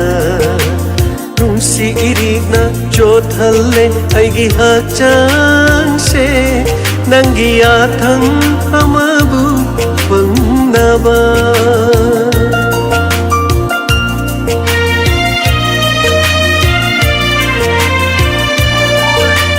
Ingla bamalang syahuna humnak pada Nung si irig na jot halle ay gihachang se Nang giyatang amabu pangnaba Amoy kisitok tu napirage Napamda Napamda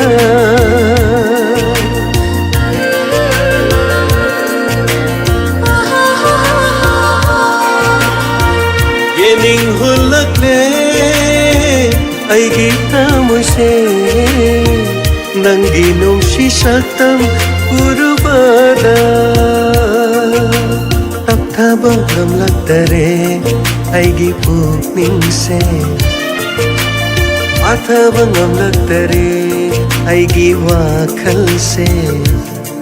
Nanggi saktam na Yakai hallare Nanggi saktam na Yakai hallare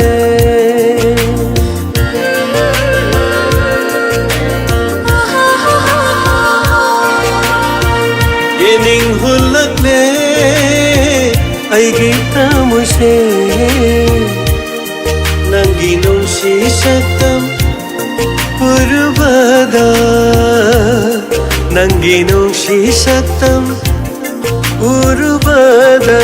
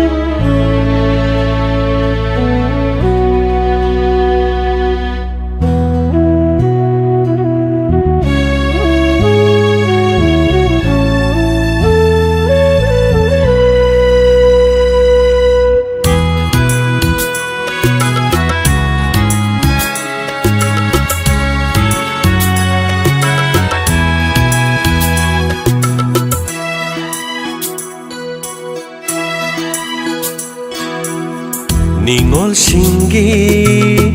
Chakau tha Lakle lakle Hiyang gaidi Ningol chakau tha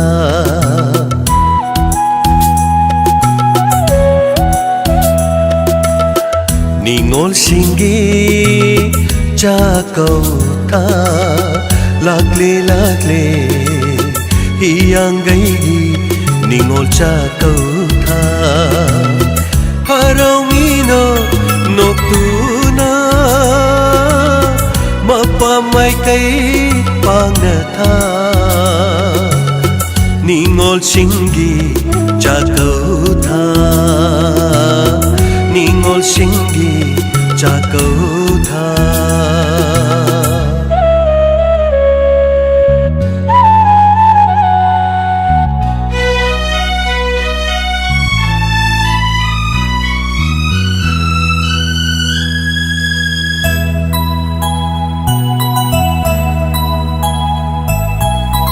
Laijaba kharadang shetla charaga Yaujaningna mapam lamdam Ningol singna Laijaba kharadang shetla charaga Yaujaningna mapam lamdam Ningol singna Thengnarani mabung mopa Masung mamanabising Thengnarani mabung mopa Masung mamanabising Pugmen paumen naraga Hauki bawari kaya Ningsing duna Tingharani Chakrabat Hawaii Mitlu pirana Ningol shingi chakau tha Lakle lakle Hiyang gaigi Ningol chakau tha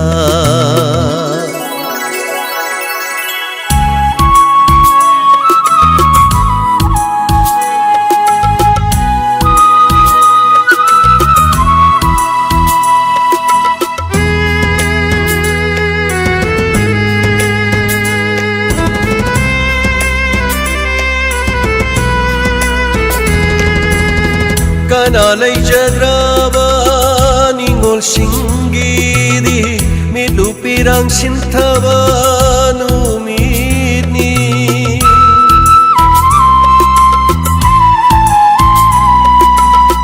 Kanalay jadraba Ningol shingi di Midupirang sintaba Numidni Cheptha cheptha Yengjari Mapamay kay Yengduna Lakhidara haiduna Yengjari Mapamay kay Yengduna Mitupirang kangdana Ningol shingi chakau tha Lakle lakle Hiyang gaigi Ningol chakau tha Harawino Noktuna Mapamay kay pangnatha Ningol shingi chakau tha Ningol shingi chakau tha Ningol shingi chakau tha Lakle lakle Hiyang gaigi Ningol chakau tha Hiyang gaigi Ningol chakau tha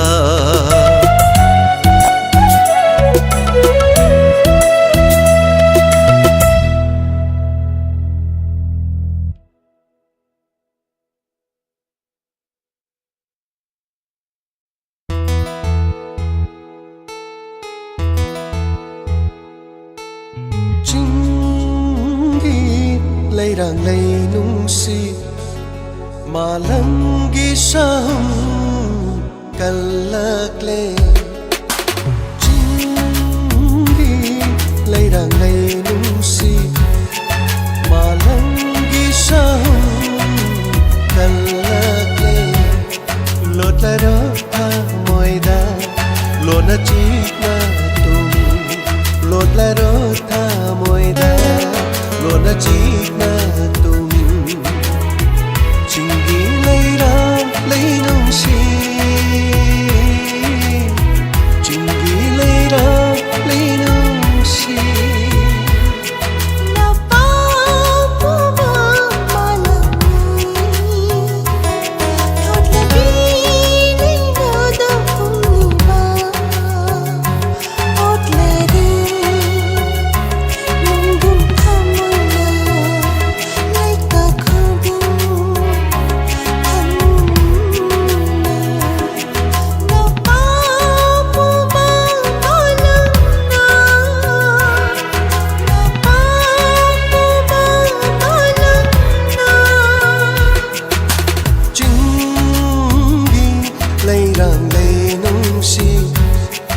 malangi sahum kalakle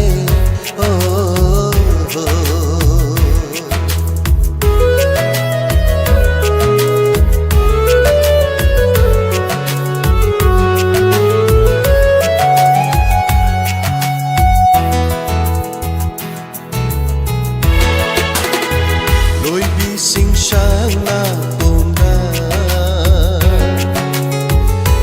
na jagoi sariba tanjarene shumhati na tuda thamoi itha haura e loi bi sing shan na pomda na pomda na pomda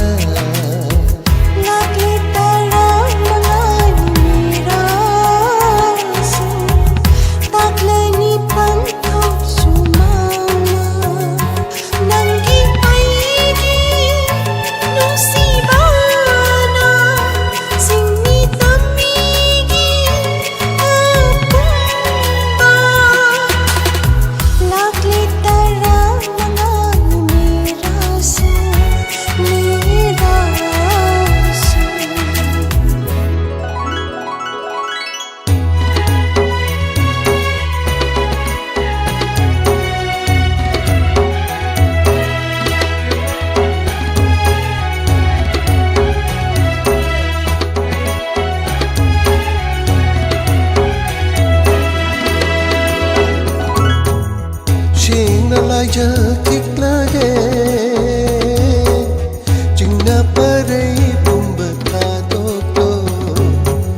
shing la laja kik lage jingna parai pumbata tokto jingi leirang lei nungsi tamda leisha tamlaro jingi leirang lei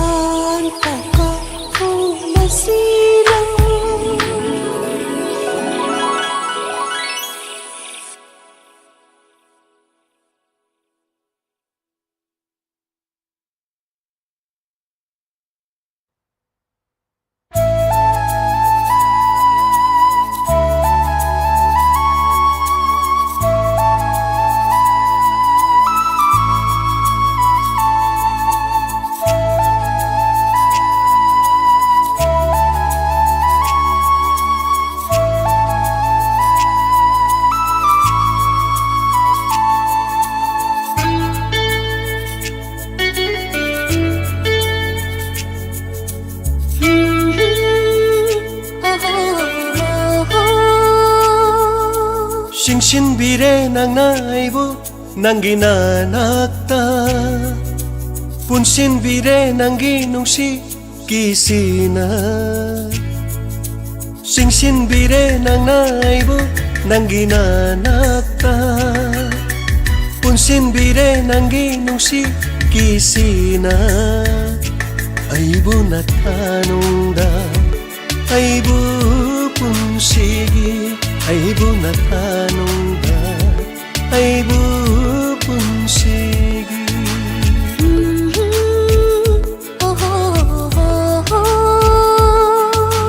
ꯆꯤꯡꯁꯤꯟꯕꯤꯔꯦ ꯅꯪꯅ ꯑꯩꯕꯨ ꯅꯪꯒꯤ ꯅꯅꯥꯛꯇ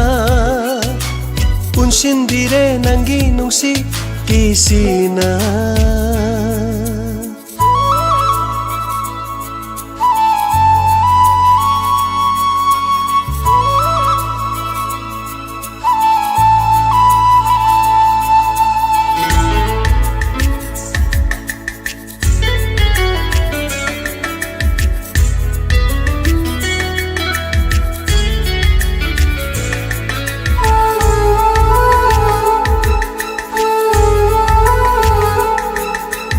ꯑꯩꯒꯤ ꯊꯃꯣꯏ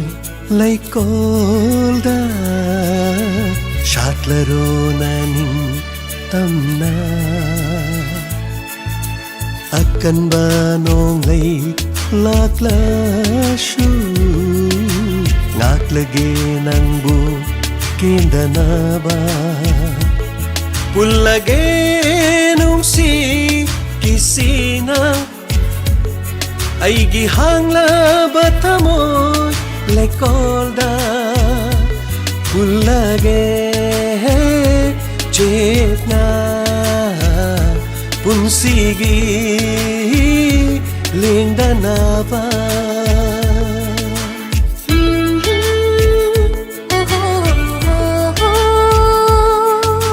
ꯆꯤꯡꯁꯤꯟꯕꯤꯔꯦ ꯅꯪꯅ ꯑꯩꯕꯨ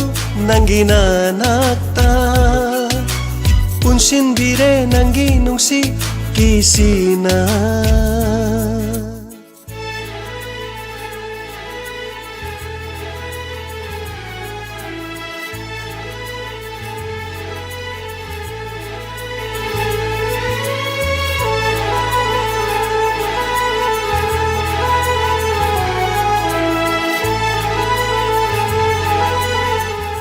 ꯍꯧꯖꯤꯛ ꯇꯥꯕꯤꯈ꯭ꯔꯦ inspector ꯇꯌꯥꯒꯤ ꯍꯟꯖꯟꯕ ꯇꯥꯡꯀꯛ ꯊꯧꯔꯝ ꯂꯥꯟꯊꯣꯛꯇꯨꯅ ꯇꯥꯍꯟꯖꯔꯤꯕ ꯑꯁꯤ 90.0 ꯋꯥꯍꯣꯡ ꯔꯦꯗꯤꯑꯣꯒꯤ ꯊꯧꯔꯝ ꯄꯔꯦꯡꯁꯤꯡꯅꯤ ꯌꯨꯇ꯭ꯌꯨꯕ ꯑꯃꯗꯤ ꯐꯦꯁꯕꯨꯛꯇ ꯂꯩꯕꯤꯔꯤꯕꯁꯤꯡꯅ ꯅꯦꯛꯁ ꯄꯦꯖꯇ ꯂꯥꯛꯄꯤꯌꯨ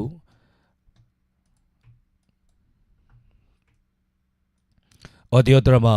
ꯉꯥꯏꯖꯕꯗꯨ ꯂꯥꯛꯂꯤ ꯍꯥꯏꯔꯤꯕ ꯑꯁꯤ ꯃꯌꯥꯝ ꯄꯨꯝꯅꯃꯛ ꯇꯥꯃꯤꯟꯅꯁꯤ ꯍꯧꯖꯤꯛꯀꯤ ꯑꯣꯏꯅꯗꯤ ꯃꯤꯀꯨꯞ ꯈꯔꯗꯪ ꯃꯌꯥꯝꯗꯒꯤ ꯂꯥꯞꯊꯣꯛꯆꯔꯤ ꯄꯨꯝꯅꯃꯛꯄꯨ ꯈꯨꯔꯨꯝꯖꯔꯤ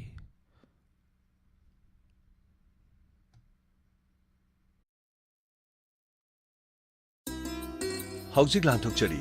ꯔꯦꯗꯤꯑꯣ ꯗ꯭ꯔꯥꯃꯥ ꯉꯥꯏꯖꯔꯛꯄꯗꯨ ꯂꯥꯛꯂꯤ ꯂꯤꯂꯥ ꯑꯁꯤꯒꯤ ꯑꯏꯕ ꯑꯖꯤꯠ ꯀꯨꯃꯥꯔ ꯂꯥꯏꯁ꯭ꯔꯝ ꯂꯤꯂꯥ ꯑꯁꯤꯗ ꯁꯛꯇꯝ ꯂꯥꯡꯂꯤꯕꯁꯤꯡ ꯃꯃꯥꯒꯤ ꯁꯛꯇꯝꯗ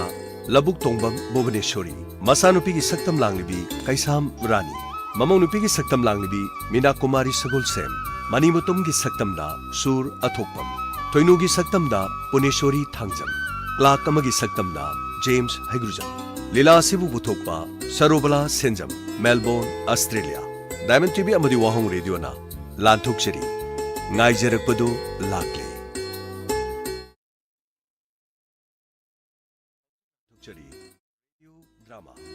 ꯉꯥꯏꯖꯔꯛꯄꯗꯨ ꯂꯥꯛꯂꯤ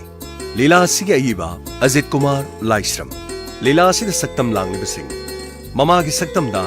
ꯂꯕꯨꯛ ꯇꯣꯡꯕꯝ ꯚꯨꯕꯅꯦꯁ꯭ꯋꯔꯤ ꯃꯆꯥꯅꯨꯄꯤꯒꯤ ꯁꯛꯇꯝ ꯂꯥꯡꯂꯤꯕꯤ ꯀꯩꯁꯥꯝ ꯔꯥꯅꯤ ꯃꯃꯧꯅꯨꯄꯤꯒꯤ ꯁꯛꯇꯝ ꯂꯥꯡꯂꯤꯕꯤ ꯃꯤꯅꯥ ꯀꯨꯃꯥꯔꯤ ꯁꯒꯣꯜꯁꯦꯝ